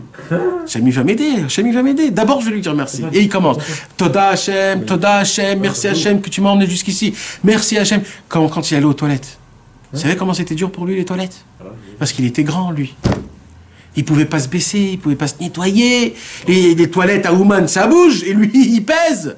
Comment c'était difficile pour lui d'aller aux toilettes? Vous croyez que c'était une messiroute nefesh. Je me rappelle de toute ma vie, comment il prenait une chaise, il se mettait en face du tioun, il commençait à pleurer. Rabbeinu, il faut que j'aille aux toilettes. J'ai pas envie. Aide-moi, s'il te plaît. C'est trop difficile. J'en peux plus. 4 fois par jour d'aller aux toilettes. C'est trop difficile. Je t'en supplie, aide-moi, sois avec moi, sois avec moi. Dans les toilettes, il parlait avec Hachem. Dans les toilettes, je l'entendais parler. Je l'entendais parler avec Hachem. Aide-moi pour ça. Aide-moi pour ça. Et tous les jours, quand il allait au kotel, il embrassait toutes les pierres du kotel. Mais ben mec, tu le voyais? Quand toutes les pierres, il voulait embrasser toutes les pierres. Après, il passait à côté de la Sefria, avec ses mains, il embrassait le lit, comme ça. Il faisait comme ça. Ça, c'est de la simplicité. Ça, c'est de la émouna. Non. C'était pas une neshama normale, tu veux dire. Oui, mais on peut pas me dire ça, parce que c'était notre ami à nous. Il rigolait comme nous, il fumait comme nous, il était gentil, il pouvait s'asseoir des heures et des heures. À 6 heures d'après-midi, oh, j'ai pas fait mes brachot du matin. Alors, qu'est-ce qu'il veut m'aider? Allez, on va commencer à faire... Modéani. Il commençait à 6 heures de l'après-midi, le pauvre. Pourquoi? Parce qu'il était comme ça, il était un peu... Il avait pas la tête, c'était pas un tzaddik, mais c'était un homme qui était attaché à Dieu. C'était un homme qui était attaché à Dieu. Des fois, tu le voyais... bon, je vais pas vous raconter tout, mais ça veut dire... c'était pas un tzaddik, mais c'était un homme qui était attaché à Hachem. On appelle ça un tzaddik. Oui, mais ça veut dire c'était pas un homme... Si tu veux dire, si tu prends le Shulchan Aruch, il faisait pas tout comme c'est écrit à la lettre. Tu comprends? Oui, mais c'est ça que moi je vous parle. Ça veut dire, ça c'est pas un tzaddik. Ne regardez pas ça comme si c'était un tzaddik. Ça c'était un homme simple. C'était un homme, ça c'était un bachour, c'était un ami à nous qui était dans notre yeshiva. Nous on l'a connu quand il avait 13 ans, on était à sa bar mitzvah, c'était un homme normal. Petit à petit, il s'est rapproché de Rabbeinu. Petit à petit, il a commencé à devenir un petit peu malade, à manger beaucoup. Et il a compris que la vie, c'est pas aussi facile comme on croit. Et qu'il faut savoir dire merci, il faut savoir... Mais le problème, c'est qu'on manque de Emouna. On ne dépend pas tout de Hachem. On a une kippa sur la tête. Je reviens de l'Aniado, là. Je reviens de l'Aniado. Je suis allé voir ma grand-mère qui est dans le Tipoun Nimratz, en face terminale. Je regarde comme ça... toutes les chambres, je vois toutes les personnes en train d'agoniser tous. Tous en train d'agoniser. À peine tu rentres, tu as une rasra qui descend sur toi, tu as envie de je sais pas ce que tu as envie. Et mamache, je me suis dit, j'ai envie de dégager d'ici le plus vite possible, mais je me laisse pas. Parce que je sais pourquoi. Parce que le Yetzirah, il veut pas que je reste là une seconde. Parce que si je reste plus qu'une minute dans ce moment-là, je vais commencer à m'attacher à Hachem et à adapter que ma vie, que chaque seconde que je respire, c'est pas pareil. Tu comprends? Il y a des malades, on leur fait des trous dans la gorge pour qu'ils respirent. Vous comprenez ça? Alors, vous comprenez ces choses-là? Il y a des personnes qui ont des trous à venir, il avait des trous dans son truc pour faire pipi. D'accord? Nous, on va aux toilettes comme si de rien n'était, tchic-tchac, on a oublié, à peine on a oublié. Un jour, il y a un mec qui m'a dit, tu sais, moi j'ai fait des centaines de milliers d'opérations, gratuitement. Je lui dis, ah bon? Comment? Il dit, ben, je vais tous les jours aux toilettes. C'est pas une opération d'aller aux toilettes? C'est l'opération la plus sophistiquée qui existe dans le monde. Séparer le bien du mal, il n'y a pas une goutte de sang qui tombe, tu ressens rien, anesthésié, tout de suite. Mais tu crois que quoi, tout ça? Tous les jours, tu vas aux toilettes, tout ça, tout de suite, Akadosh Baruch Hu te donne tout. Mais nous, on ne fait pas attention à ces choses-là. Nos enfants, Bliaïnara, Baruch Hashem, que Dieu les garde, en bonne santé, ils chantent, ils dansent, ils clatent la maison. C'est un signe de vie, tout ça, c'est un signe de vie. C'est un signe de vie. Et nous, on est là, et on se blâme parce que de temps en temps, ça va mal. Je veux dire, il fait la même chose pour les goïms. Oui, mais ça, c'est pour le libre arbitre. C'est pour le libre arbitre. Mais tu sais quoi? L'égoïme, c'est l'égoïme, c'est une espèce. Nous, on est des humains. Mais nous, on est des êtres humains. Eux, ils n'ont pas le cerveau. Non, ce que je veux dire, que ce soit le juif froum qui fait Avodat Hashem, ou le juif le plus bas possible, si tu veux, lui, il s'en fout. Pour lui, il fait pas une opération, il est aux toilettes normales, quoi, comme tout le monde. Mon ami, je vais te dire quelque chose. Le Yetzirah, son travail, c'est de nous éloigner d'Akadosh Baruch Hu, pas en faisant des avérotes, en nous mettant dans la tristesse, en nous enlevant la émouna, en nous enlevant la croyance qu'Akadosh Baruch Hu, il fait tout pour nous. Akadosh Baruch Hu, il est là, mamache devant nous. Moi, je peux vous dire, j'ai vu de mes yeux comment des Hassidé Breslev, comment ces jeunes-là, comment ils vivaient, comment ils étaient dans des endroits, dans des situations que jamais on veut même pas entendre des situations pareilles. Pourquoi? Parce qu'on se dit, oh là là, quelle galère, comment tu vas t'arranger? Mais c'est-à-dire quoi, comment je vais m'arranger? Mon père, c'est le Dieu de tous les dieux. Mon père, c'est l'homme qui a donné la richesse à les plus grands riches du monde. Mon père, c'est l'homme qui donne la vie et qui prend la vie au monde. Et ce qu'il y a mieux que ça, c'est mon papa. C'est mon papa. Je l'appelle papa. Je lui parle tous les jours. C'est mon papa. Alors pourquoi je dois me tracasser? Non. Le problème, c'est que on m'a fait rentrer dans notre cerveau par certains, on va appeler ça des tzadikim. C'est ceux que Gog les a empoisonnés pour que eux nous donnent des conditions pour parler à mon papa. Ça, mes amis, faites-le rentrer bien dans votre tête. Tout homme qui vous donne des conditions, comment parler avec Hachem, sachez que c'est Gog ou Magog en personne. Des conditions. Il y a des gens qui te disent il faut se préparer. Dieu, tu sais, t'as pas fait tes chouvas, va savoir si Dieu va recevoir ta prière. Ou alors. Non, la préparation, c'est une préparation. Je parle pas de la préparation. Je parle de sanctifier. Des conditions. Des conditions. Des conditions. De base, il n'y a pas de conditions. Maintenant, il n'y a pas de conditions. Ça n'existe pas que si tu n'as pas fait ça, tu ne peux pas parler avec Hachem. Parler avec Hachem, tu peux parler avec Hachem dans tout moment. Alors c'est certain que plus tu apprécies Dieu, plus tu te conditionnes. Mais c'est toi qui te conditionnes. Pas on te donne des instructions comment il faut. Tu comprends? Non, on a la possibilité, à Kadosh Baruch Hu, il a ouvert ses portes à Oam Israël à la fin de tous les temps. Il a dit Ribono Shel Olam, il a dit Hachem. Kadosh Baruch Hu, il a dit mes fils, je vous en supplie, venez vers moi. Shuvu elai ve'ashuva alechem. Venez vers moi, je vous attends. Parlez-moi. Dites-moi ce qui vous se passe. Dites-moi que vous voulez vous rapprocher de moi. Dites-moi que vous voulez arrêter de regarder ce monde. C'est ça qui veut Akadosh Baruch Hu. Akadosh Baruch Hu, il veut qu'on tienne à lui, qu'on soit dépendant de lui. Oui, mais pour que notre parole elle soit entendue par rapport à Hachem, c'est pas qu'il y a des conditions, mais il y a bien des étapes, des façons de faire, non? Il y a des façons de faire. Il n'y a pas cette histoire des 7 mondes, que lui il est au-dessus des 7 cieux. Et alors? Et que pour permettre de lui parler ou que lui il entende nos paroles, il faut quand même arriver à percer ces 7 mondes-là. Ouais. Mais comment tu arrives à percer ces mondes-là? C'est quoi qui perce ces mondes-là? Il n'y a qu'une seule chose qui perce ces mondes-là. Ton cœur. Plus tu es sincère, plus tu t'adresses à lui, plus il n'y a aucune porte qui peut enlever cette prière-là. Le problème, c'est qu'on n'arrive pas à se concentrer dans les paroles qu'on dit. Alors une personne simple. C'est exactement ça qui vient de dire. Que là, on t'a mis des barrières. T'as dit, voilà, il faut passer les 7 fois. Exact. C'est exact. C'est exactement ce qu'il vient de dire. Une personne simple qui a vraiment du cœur et qui parle en toute simplicité à Dieu, ces paroles, elles vont être... Exactement. On n'est pas dans les comptes. Hein, ouais, mais elle arrive. Potentiellement plus de chances d'être écoutée qu'un Talmid Chacham, par exemple. Bien sûr, et ça c'est écrit dans la Gemara Maseret Brachot. Vous vous rappelez de la Gemara, la Maseret Brachot, l'histoire où il y avait un tzaddik qui était tombé malade. Et il a appelé, il a dit à sa femme, appelle-moi mon élève. Rabbi Hanania ben Tradion. Alors sa femme a appelé son élève et il a dit à son élève, prie pour moi. Sa femme, elle a dit, quoi? Mais c'est ton élève. Pourquoi tu dis de prier pour lui? Pourquoi tu dis de prier pour toi? Prie-toi pour toi, c'est toi le rave, c'est toi le tzaddik. Elle dit non, c'est pas pareil. Il dit moi je suis un prince, lui c'est un esclave. Un prince, quand il rentre chez le roi, c'est de temps en temps. Quand il y a une demande spéciale, quand il y a une... c'est pas tout le temps. Il dit par contre, pas un prince, un sar. Comment dire? Un ministre. Il dit par contre l'esclave, lui il doit laver, il doit... Donc il est tous les jours à côté du...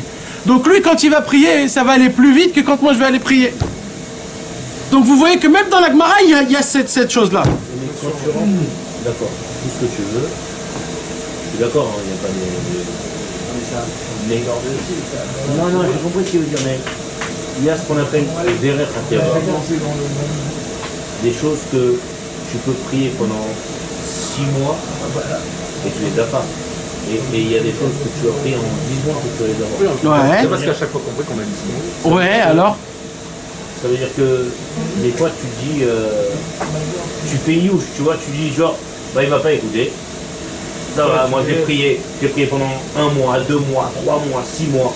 Des fois, alors comme tu as dit la dernière fois, moi je suis Rabbeinu, quand il a fait, s'il avait continué à prier. Éteins 2 secondes là, parce qu'on n'entend rien là. Peut-être que Moshe Rabbeinu, quand on est resté Israël, il avait fait la dernière fila, mais il y a un moment où tu dis cloc.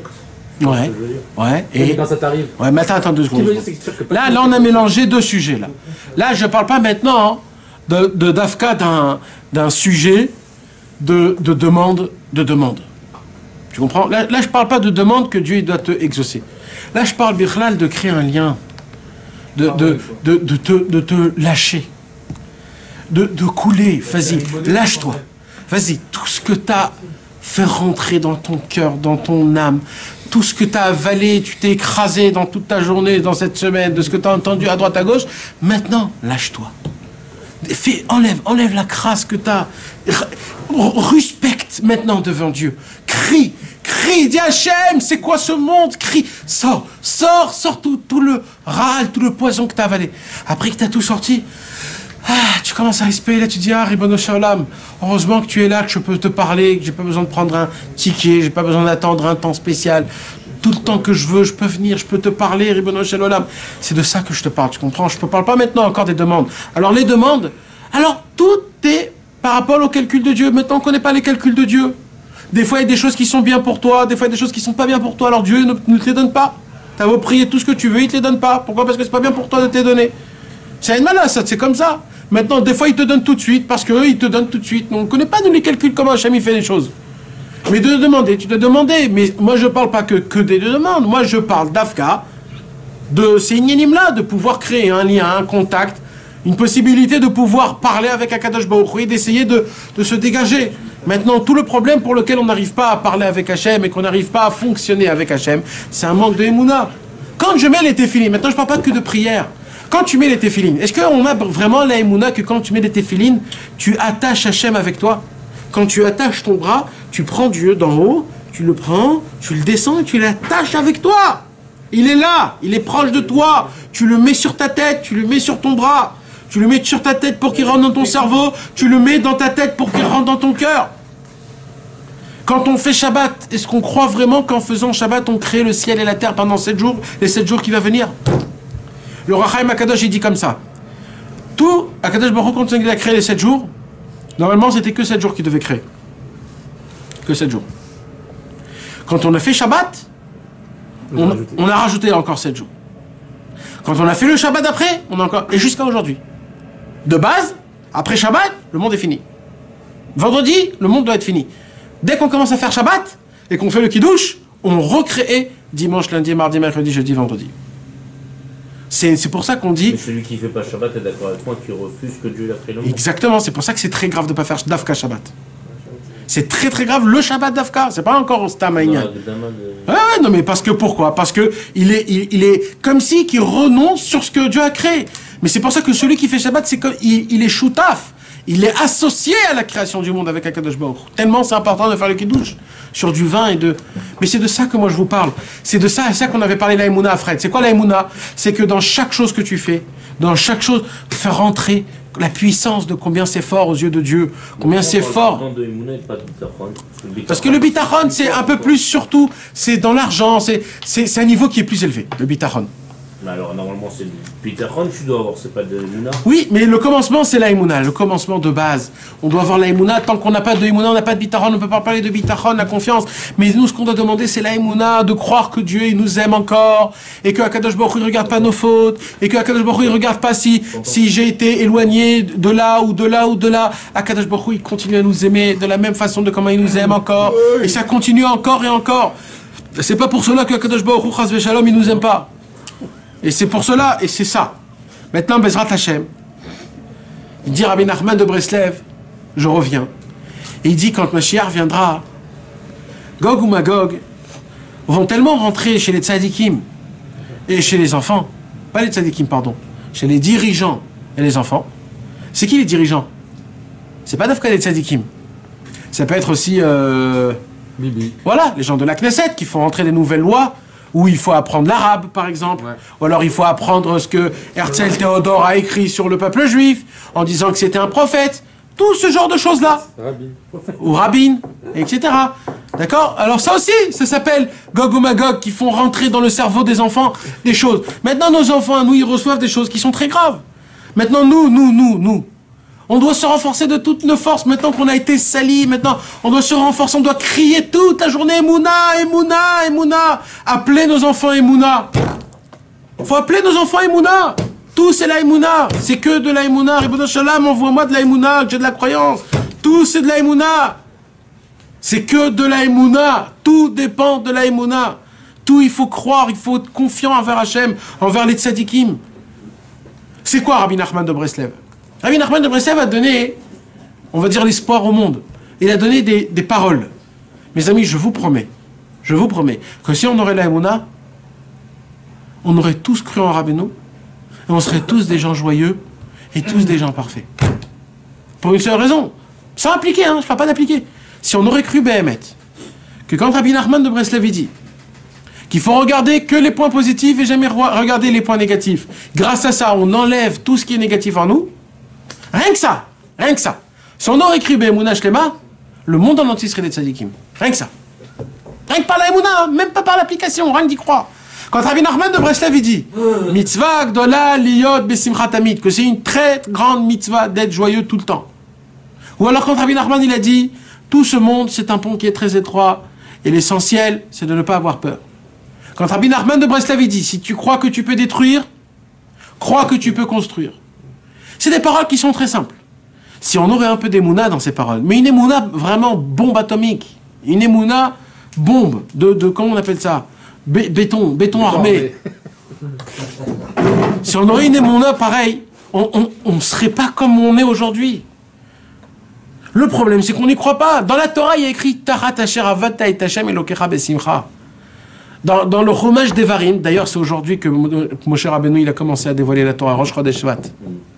C'est maintenant que Moshe Rabbeinu il a écrit la Torah, mes amis. C'est un jour qui est exceptionnel. C'est pas Stam ce jour-là. Si on aurait cru que toutes les klalotes que Hachem il a maudit le Ham Israël, vous savez les klalotes là-bas qui sont écrits, qui font très très peur, d'accord? C'est pour une seule raison. C'est quoi? Parce que vous n'allez pas appliquer la Torah et les mitzvot avec joie. Parce que Kadosh Baruch Hu, il dit la joie, c'est mon signe distinctif. C'est quoi le signe distinctif? Si vous le faites par amour, par cœur ou pas.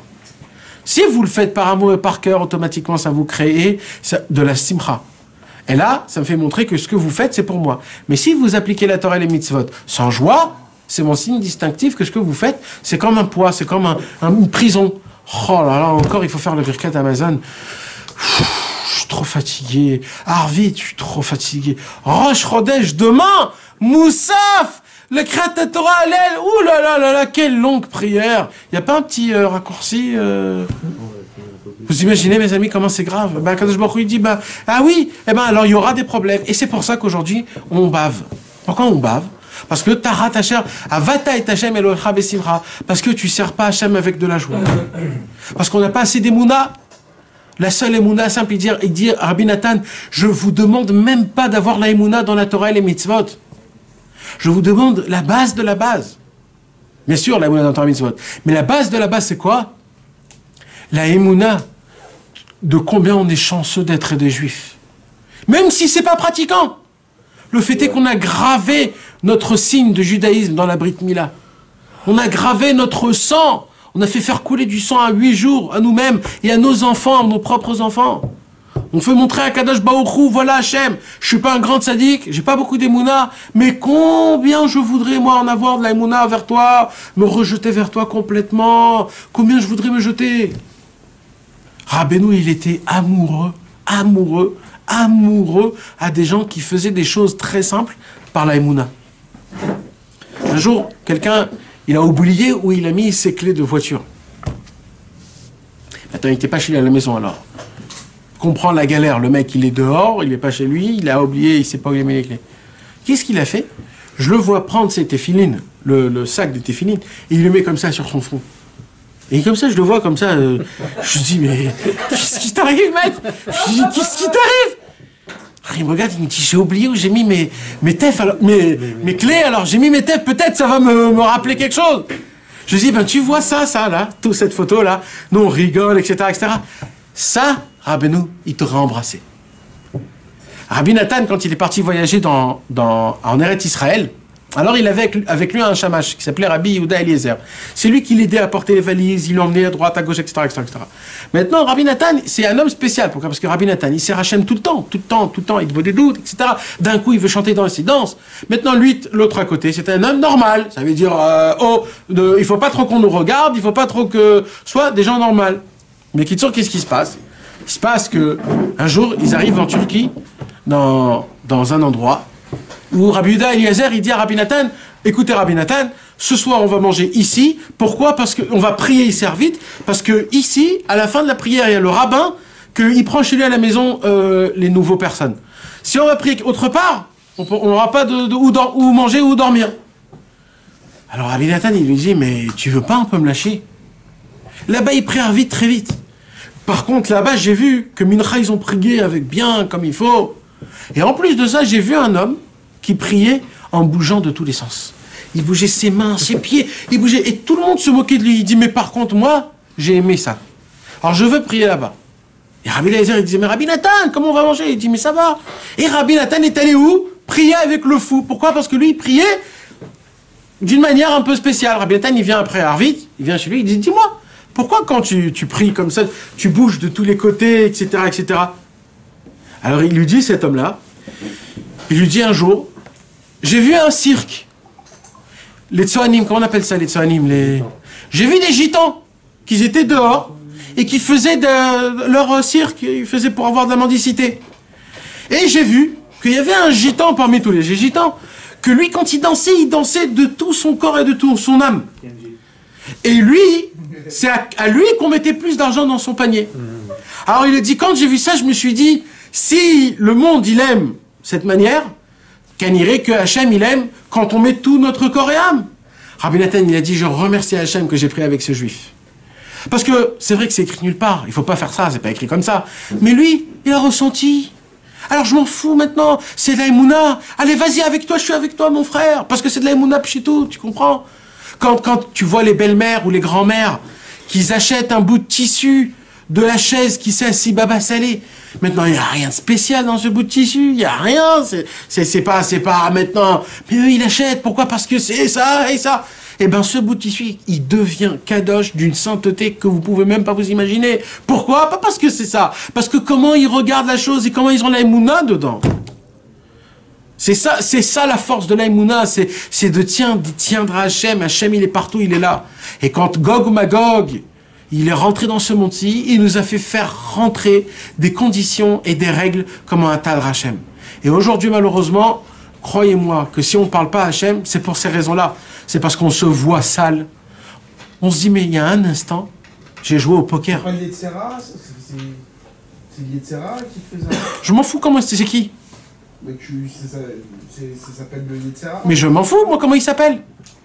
Moi, je veux le combattre. Moi, je parle de ce problème. Ah, parce que tout le monde dit Gog ou Magog, c'est quand il y aura Mashiach et tout. Ben moi, il n'y aura pas Gog ou Magog. C'est le vrai combat qu'il y aura, ça sera ça. C'est pas du Yetzerara. C'est pas des guerres et tout. Yetzerara, il veut te faire des fautes. Le Yetzerara, il peut pas t'enlever de Emouna. Il te fait faire des fautes. Gog ou Magog, lui, il te fait pas faire des fautes. Il veut juste que tu t'adresses pas à la parole à Hachem. C'est tout. Mais la faute, elle t'enlève pas la Emouna. Ça dépend lesquels. Ça dépend lesquels. Tu peux rester un croyant. Un croyant. Tu peux croire en Hachem. Ouais. Tu peux croire en sa grandeur. Ouais. Sans appliquer. Même s'il avait. Alors, il y a des avérotes qui t'enlèvent la Emouna. Sache-le. Même, comme par exemple, de rater la mitzvah de Kriyat Shema ou le matin ou le soir. Non. Bah oui, ça t'enlève de la Emouna. Pourquoi? Parce que c'est quoi? Shema Israël, Adonai Eloheinu, Adonai Echad, c'est quoi? C'est que tu dis à la nouvelle partie, la nouvelle création du monde, tous les jours se divisent en deux. Le jour, la nuit. C'est deux créations. C'est une journée, mais c'est deux créations. Toi, nous, on a l'obligation, au début de la création du jour, des deux parties, du soir et de la nuit, de recevoir c'est comme si tu pointes. Oh, le Malchut Shamaï. Exactement. Ça veut pas dire que tu crois plus en Dieu. Non, c'est pas que tu crois plus, mais ça t'enlève de la Emouna. Ça t'enlève de la Emouna. Ça t'enlève. J'ai compris ce qu'il veut dire, mais... Ça veut dire que ça sera plus facile pour toi de fauter. Oui, tu voilà. peux fauter, mais tu restes attaché à Hachem, tu aimes Hachem. T'as toujours un lien avec Hachem. Oui, mais ça t'enlève. Tu peux oublier. Ça te donne, tu sais ce que ça fait? Ça te donne une certaine Govay Naïm, comme si que ça va, c'est pas, ça va. C'est comme si que, c'est pas de la, ça t'enlève de la ira Shamaïm. Ne le prends même pas comme quoi ça t'enlève, c'est que ça, dis-toi que si tu le faisais, t'aurais encore plus de Emouna. Tu comprends ce que je veux dire, dans quel sens? Dans le sens Ça te donne de la froideur, voilà. Oui, tu as la Emouna, tu aimes Hachem, etc., mais c'est froid. C'est pas chaud. Shema Israël, quand tu dis Shema Israël, c'est à ton corps, parce que toi, tu as Israël. Écoute Israël. C'est qui Israël? C'est toi. Toi, tu es un juif, tu as Israël. Écoute Israël. Tu dis à ton corps, à tous tes 248 membres et à tes 365 veines, tu dis écoutez bien. Hachem Elokeinu, Hachem Echad. D'un coup, combien de lettres il y a dans le Kriyat Shema? 365. Non. 365 mots. Il y a 365 mots équivalents aux 365 veines qu'on a dans notre corps. Et aussi les jours de l'année. Pourquoi? Parce que tout est équivalent à notre corps. C'est tout notre corps. On dit Shema Israël. Il faut que chaque endroit de veine qu'on fait cuire le sang, il soit sous le hol d'Akadosh Baruch Hu, sous le, comment on dit le hol? Le joug, sous le poids de Dieu. C'est-à-dire, on reçoit Hachem sur mon corps. Je le reçois Hachem, Ribono Shel Olam. Et c'est ça, c'est pour ça. Ça, c'est des genres de mitzvot qui nous enlèvent de la, que ça diminue la Emouna. Maintenant, on fait pas attention, parce qu'on fait pas attention, on peut pas faire attention. Mais malheureusement, ça existe, ce genre de choses-là. C'est pour cela que Rabbi Nachman, il dit, quand Mashiach viendra, il y aura quelques personnes qui vont se renforcer dans la Emouna et qui vont crier la Emouna, mais personne ne va les écouter. Personne ne va les écouter. Pourquoi? Parce qu'ils vont dire, ouais, mais c'est quoi Emouna? Mais oh, mais nous on a fait Teshuvah, nous, on a la Emouna que Hachem il est là. C'est comme l'histoire que je vous ai racontée. Un jour est rentré un très grand tzaddik dans une yeshiva, faire un chiour de Moussar et de Emouna. Et ils se sont foutus de lui à la fin du cours. Parce qu'il dit, mais oui, il nous a pris pour des balais de chevaux ou quoi? On est des bachourés. Ça veut dire les gens, ils étaient insultés, qu'on leur a parlé énormément de Emouna et de Hachem. Comme si qu'on ne croit pas en Dieu. Mais vous croyez que vous croyez en Dieu? Rabbeinu, il a dit, moi je parle toute ma vie, c'est que la Emouna, Emouna, Emouna. Mais vous croyez que c'est que des gens qui ne sont pas religieux qu'on a besoin de leur parler d'Emouna? C'est les plus grandes sadikim au monde qu'on a besoin de leur parler de la Emouna, de la croyance, de la foi envers Hachem. D'avoir la foi que chaque mitzvah que je m'y cache chaque mot. Oh, hein, bien sûr. Alors c'est pour ça qu'on va lire Bezrat Hachem, Jérémy. Tu vas nous lire la Sikha numéro 126, qu'on a plus ou moins expliqué. À la sortie du Shabbat Teshuvah de l'année 5570, donc en 1809 pour situer un petit peu, on parlait alors du Mashiach, car l'idée s'était répandue que le Mashiach allait venir cette année. Notre maître n'était pas de cet avis. Il déclara qu'avant la venue du Mashiach, ce n'est pas un seul et unique juste qui criera à tue-tête et exhortera à la fois comme je le fais actuellement, mais plusieurs justes qui feront entendre leur voix et exhorteront à la fois jusqu'à en perdre la voix, mais cela ne servira à rien. Les vraies personnes à la fin du monde, ils vont tellement crier Emouna qu'ils n'auront plus de voix. Tellement. Parce que ça sera l'essentiel problème du monde. Un manque de Emouna. Il n'y a rien à faire à ce moment-là. Que croire en Hachem. Rabbi Nachman, il dit, presque il s'est dit, il ne faut pas le dire parce que après vous allez vous attacher à vous allez entendre que ça, mais l'essentiel combat, ça sera sur le Satan, il va toucher que ce point-là. T'as enlevé la Emouna, la croyance en Dieu. Il a réussi déjà. Et bien sûr qu'il a réussi. Bien sûr qu'il a réussi. Le fait est qu'on se dit, ouais, mais ça va, mais il nous comprend, mais on n'est pas trop obligé, etc. Cette babacool là, Mais qu'est-ce que vous croyez, mes amis? C'est pour rien qu'il y a la Torah et les mitzvot, c'est pour rien qu'il y a 613, c'est pour rien qu'il y a un jour Naour. C'est pas pour rien, il y a des lois, il y a des trucs. Kadosh Baruch Hu, il est là, il nous a créé des choses pour qu'on puisse s'attacher à lui à travers ses ordonnements. Quand on applique, plus on s'approche. Chaque mot qu'on dit de Torah, ça nous approche. Chaque shekel qu'on donne dans la tzedaka, ça nous approche. Chaque bonté qu'on fait, ça nous approche. Il faut y croire dans ça, il faut y croire. Hein? Pourquoi? Ça nous approche. Ben, c'est comme ça qu'Akadosh Baruch Hu, il a créé le système de vie. C'est que comment on se rapproche de lui, il nous a dit, je vais vous donner des instructions, ce sera des échelles, qu'en faisant ça, vous attachez, vous vous rapprochez de moi. Il n'y a aucune autre façon de se rapprocher de moi. Dans ce monde-ci, ça sera une turbulence énorme, ça sera comme un tourbillon énorme, que la seule façon pour laquelle vous allez vous rapprocher de moi, c'est en appliquant ce que je vous ai donné comme instruction. Quand vous allez appliquer ces instructions, vous vous rapprochez encore plus et encore plus. Maintenant, pourquoi Dafka ces choses-là? Pour ça, Rabbi Nathan, il écrit, il écoute à la chôte, c'est la racine, le secret qui se cache derrière chaque ordonnement, commandement, chaque mitzvah, il te fait montrer comment Bémet on peut s'attacher à Kadosh Baruch Hu. Le tfilin, les shacharit, le truc, le shabbat, etc., etc. Tous ce sont des codes spéciaux, comme un code, qu'à travers ce code, tu peux traverser et rentrer dans cette porte. Et comme ça, on peut à travers arriver à vers Akadosh Baruch Hu. Et c'est possible que ceux qui font tout ce que tu dis, ils n'arrivent pas à se rapprocher? S'ils ne se rapprochent pas, c'est parce qu'ils n'ont pas fait avec la Emouna. La même chose. Le mot de code, c'est la Emouna. Tu peux prendre quelqu'un qui fait, on va dire, presque tout, et toi aussi tu vas faire presque tout, d'accord? Vous deux, vous êtes exactement pareil, vous vous levez à la même heure, vous pensez les mêmes pensées, vous faites toutes les mêmes actions. Un, il sera très proche de Dieu, un, il sera très loin de Dieu. C'est quoi la différence? Un, il a la Emouna, un, il n'a pas la Emouna. C'est tout. C'est pas... Aujourd'hui, on croit que plus tu fais, plus tu es proche. Non. Plus tu as de la Emouna, plus tu es proche, oui. Tout, c'est la Emouna. De prier avec la Emouna. Que quand tu pries Hachem, tu crois à ta prière. Tu crois que tes mots ils montent chez Hachem. Ça sert à rien de faire en gros si t'as que la Emouna. Pourquoi il faut faire? Il faut faire avec la Emouna. Parce que t'as la clé mais t'as pas la voiture. Il faut faire avec la Emouna, il a dit. Ça sert à quoi d'avoir les clés d'une Lamborghini? Par contre, quand t'as une clé d'une Lamborghini, frère, t'es le vrai roi. Parce que quand t'as la Lamborghini sans les clés aussi, ça sert à rien. Donc la Emouna, c'est la clé mon ami. Avec ça, tu peux ouvrir tout. Vas-y, continue. Et ce qui figure dans le verset d'Isaïe, c'est quoi Isaïe? Yeshaya. Ah, ok. Et sera déclaré saint quiconque aura été sauvé à Sion, et tout celui qui aura été épargné à Jérusalem. Kol hanishar beTzion v'hanotar beYerushalayim. Ça, c'est une parole qui est exceptionnelle, que ça va être très grave à la fin des temps. À la fin des temps, il y aura des masses et des masses. Des personnes, on ne saura pas, eux-mêmes, ils ne sauront pas comment faire. Ça sera les dernières minutes. Ils vont encore se poser la question.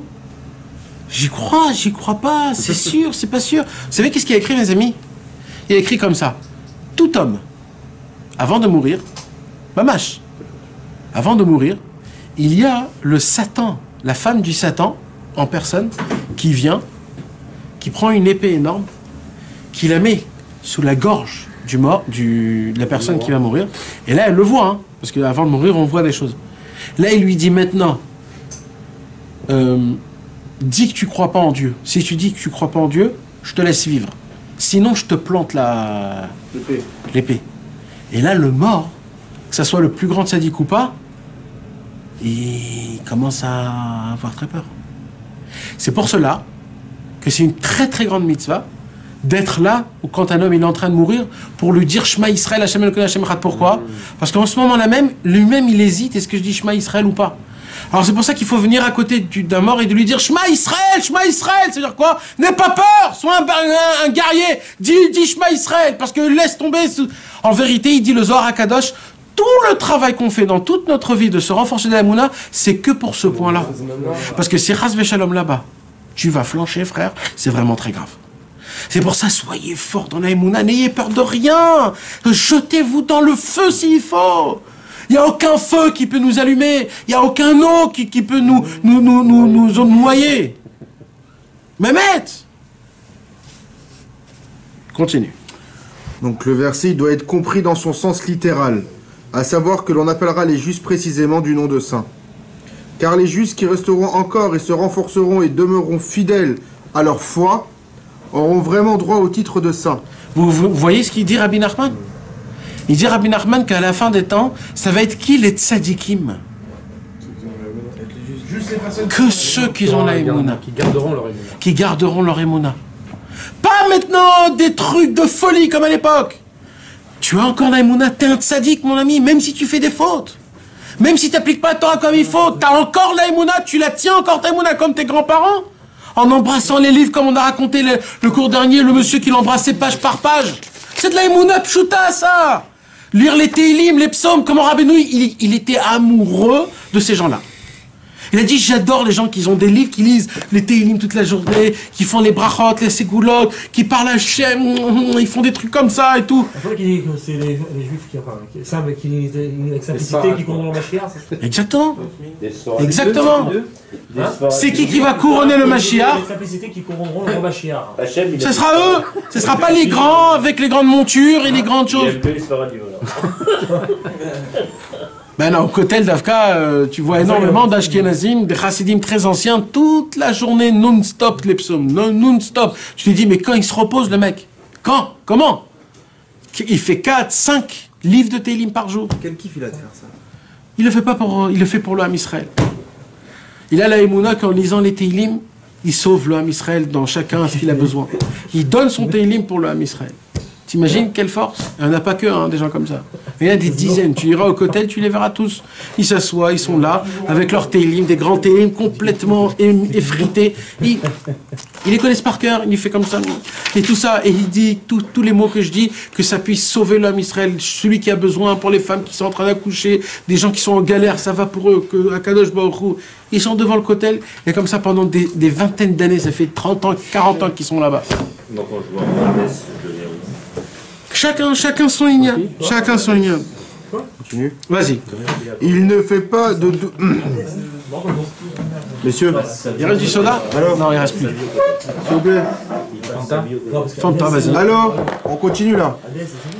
Il ne fait pas de doute qu'il leur reviendrait en fait un titre encore plus noble pour être resté attaché à la foi et ne pas être tombé dans le piège des fausses croyances qui déferlent sur le monde. Ça veut dire que Rabbeinu, il dit, moi j'aurais donné à ces hommes-là le titre encore plus que tzaddik. Plus que tzaddik, c'est plus que des tzaddikim. Des gens qui se renforcent dans la émouna, ils sont encore plus grands que des tzaddikim. Dans ce moment-là. Oui, non, mais c'est ma mâche ce qui se passe aujourd'hui. Quand on se met dans des combines, parce qu'il faut mentir et que grâce au mensonge, tu vas gagner plus d'argent, grâce à cette combine, tu vas pouvoir enlever ça et ça va être plus facile pour arriver ici à droite. Tout ce qu'on t'explique aujourd'hui, fais comme ça va te donner un truc, fais comme ça. Mais mon frère, la émouna, mais moi je m'en fous, moi je fais ce que je fais, Hachem il me donne ce qu'il me donne. Mais j'ai pas besoin de... Oui, Emunat Rachamim, c'est équivalent à la Emunat de Hachem Barak. Ça veut dire qu'aujourd'hui, il y a des gens, par exemple, ils leur donnent des choses qui sont marquées dans la Gemara, des choses simples. Hein. Par exemple, fais Berkat Amazon pour avoir une grande parnassa, fais Berkat Amazon en force, avec force, chante, ou pour te marier, il y a ça, des trucs. Tu vois ce que je veux dire? Et ces gens-là, ils sont attachés à ça, ils le font. Ouais. Ils le font parce qu'ils ont la Emunah. Ouais. Alors, qu'est-ce qu'il faut? Ça veut dire quoi? Ils ont la Emunah en l'homme, ils n'ont pas la Emunah en l'homme. L'homme, il... Non, mais eux aussi, ils se trompent un petit peu. Tu sais pourquoi? Parce qu'en vérité, ils ont raison sur tout ce qu'ils disent. C'est des choses qui sont écrites, comme tu dis. Mais normalement, ils devraient mettre le point sur une autre chose. Par exemple, en disant, va au Kotel, prie à Hachem. Prie à Hachem de tout ton cœur, raconte-lui, parle-lui. C'est de mettre le point sur... Et croyance que cette prière, elle va défoncer les cieux. Et après, il lui dit, et si tu veux, il y a aussi le Birkat Amazon, Skoula, les Parnassa, la Tfila de Rabbi Levi Tzrak de Berditchev, Motzei Shabbat. Et après, mais d'abord le point, et la Emouna, renforce-le dans la Emouna, ne perds pas d'espoir, baisse pas les mains, Dieu est proche de toi, crois en lui, parle-lui, confiance en lui, sans... Je vais raconter l'histoire de celui, un jour quelqu'un est venu chez le Razonish, il a dit, Razonish, donnez-moi le numéro du loto qui va gagner cette journée-là. Le Razonish, il lui a dit, mais pourquoi? Pourquoi? Si Dieu il aurait voulu, il te l'aurait donné, pas passer par un loto. Pourquoi tu veux? Il dit non, moi je suis sûr que si vous me donnez, je vais gagner, je vais faire ça avec beaucoup de bonnes choses, etc. etc., etc. Et moi j'ai la mouna parfaite. Il lui dit ok. Il lui dit fais les numéros que tu veux, fais-les. Et ça sera toi. Il a dit ah bon? Il a dit ok. Il a fait le loto, les numéros qu'il a fait, il lui a donné au Khazanich. J'ai dit non, ne montre pas, je t'ai dit. C'est ceux-là qui vont sortir. Alors lui, il était un peu... peut-être oui, peut-être non, peut-être il est en train de... Alors il a vu le Khazanich qu'il était en train d'avoir un safek. Il lui a dit dis-moi, j'ai un business à faire avec toi. Il dit quoi? Il lui dit combien on doit gagner dans le loto? Il lui dit 1 million. Il lui dit tout de suite là maintenant je te donne 1 million. Non, je te donne 900 000. Tu me donnes ce ticket? Il a dit bien sûr. Il a dit donc t'as pas la Emouna que tu vas gagner avec ça, le 1 million. Ça sert à rien. Ça sert à rien. Tu peux le jeter, tu vas pas gagner. Le problème c'est tout la Emouna. Tout c'est la Emouna. C'est de ça que moi je vous parle. Une Emouna mais complètement parfaite. 900 000, ma pitom, je vais perdre 100 000, il aurait dû lui dire, je vais perdre 100 000, je veux pas. Je veux les 1 million. Alors on dit, alors là oui, là t'es gagnant. Il existera à cette époque un certain nombre de personnalités et de guides spirituels mensongers.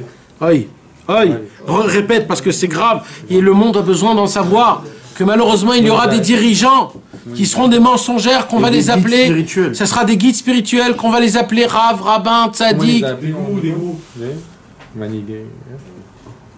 Mais Foursamim ou Manigim Shel Sheker.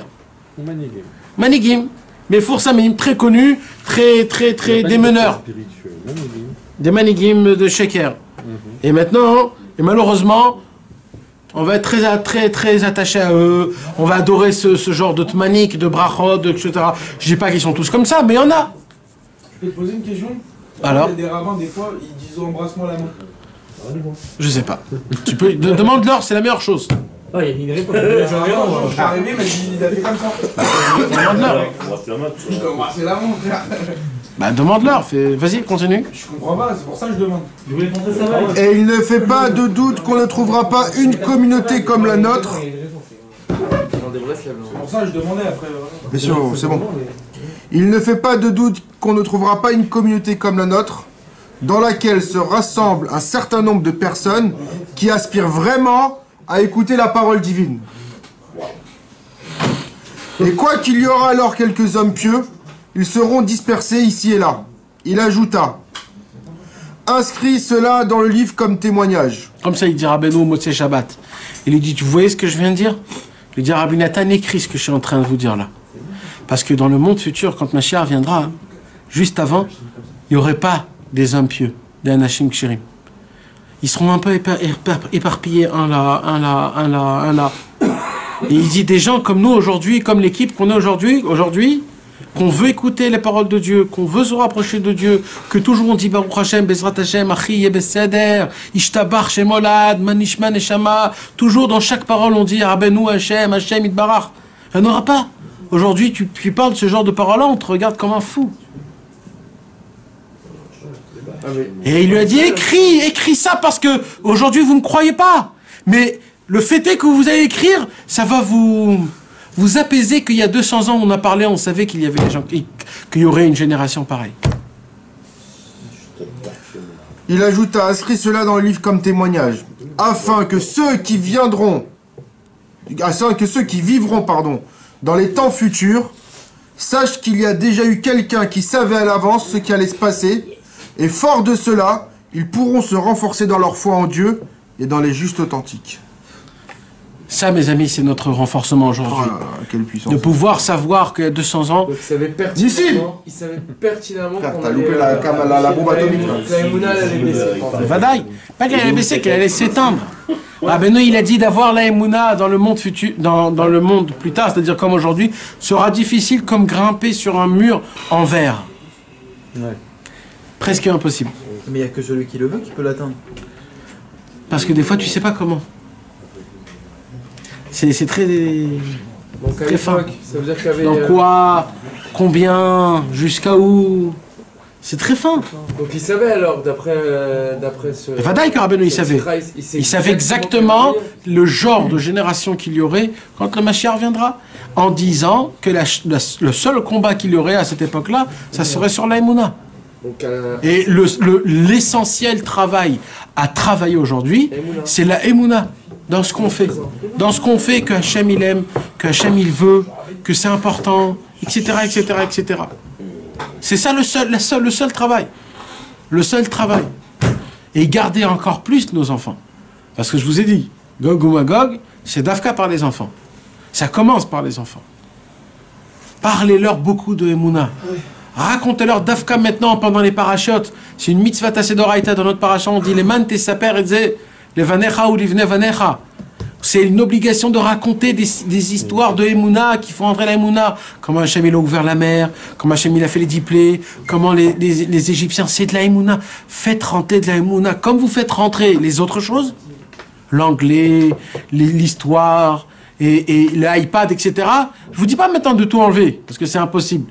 Mais comme vous donnez tout ça, mettez dans la même chose de la Emouna. Moi, je leur mets le prince d'Égypte. Donnez-leur, remplissez-leur de Emouna. Et surtout, ne disez pas que vous n'êtes pas capable. Vous êtes tous capables. On est tous capables de parler d'Emouna. Tous. Tous. Mais il y a une différence aussi, comme il a dit tout à l'heure, Emouna Chachami, mais j'entends beaucoup de gens qui parlent de... C'est les gens autour de nous, par exemple, autour de là où on va, dans la synagogue, dans la rue, ils disent souvent des noms de rabbins, ou Bisroudze, tu vois. Et jamais, enfin pas forcément, ou dans la plupart du temps, par rapport à Hachem, tu vois. C'est une erreur. Mais je crois pas qu'eux, ils font attention à ce que toi tu fais attention. En fait, leur intention, c'est d'être avec Hachem, bien sûr, mais Vadaï. Ouais, mais il y en a beaucoup qui oublient, tu vois. Ceux qui oublient, ils se trompent. C'est par rapport, tout de suite, par exemple, à Rabbi Nachman, si on prend cet exemple-là, tu vois. Toujours Rabbi Nachman, Bisrout, mais le dirigeant, c'est... Non, mais c'est quoi Bisrout? Bisrout, c'est par le mérite. Mais qui voit le mérite? C'est Hachem. Donc on parle toujours de Dieu. Mais on rajoute par le mérite de Rabbi Nachman, ça veut dire que ça monte vers Hachem. Dans tous les cas, ça parle de Dieu. Mais peut-être par une personne physique, c'est peut-être, tu vois, plus facile pour eux. Dans tous les cas, on doit toujours passer par un tzaddik, un certain guide qui nous guide. C'est un guide. C'est un guide, il a le petit drapeau comme ça, il marche devant, et nous on doit regarder le petit drapeau et marcher derrière lui. On est obligé d'un guide. Sans un guide, on est perdu. Non, il ne faut pas en faire. On n'a pas le droit de faire une idolâtrie. T'as raison, t'as raison. Alors il se trompe. Alors il se trompe. Il y en a beaucoup. On demande à Rabbi Nachman, il y en a beaucoup. Voilà mes amis, que Dieu nous donne la puissance, la force déjà de pouvoir avoir un bon mois, que la sève spirituelle rentre dans nos corps, qu'on puisse tout ça, spirituellement qu'on puisse renaître comme tous les arbres renaissent ce soir. Avec la force de Rabbi Moshe Breslever, que ce soir c'est Saïloula. Allumez, n'oubliez pas d'allumer pour Rabbi Moshe Breslever. Et Bezrat Hashem, qu'on puisse Shenit Basser, Bessorot, Tovot. Quand on allume, il y a quelque chose à dire de spécial. N'oubliez pas de dire le rappel. Faites des demandes, il n'y a pas un... Ah oui, c'est le restaurant des... L'Ichvod ou l'Ilouï Nishmat. L'Ichvod ou l'Ilouï. Mitzvah positif. Mais oui, alors, pourquoi tu rigoles?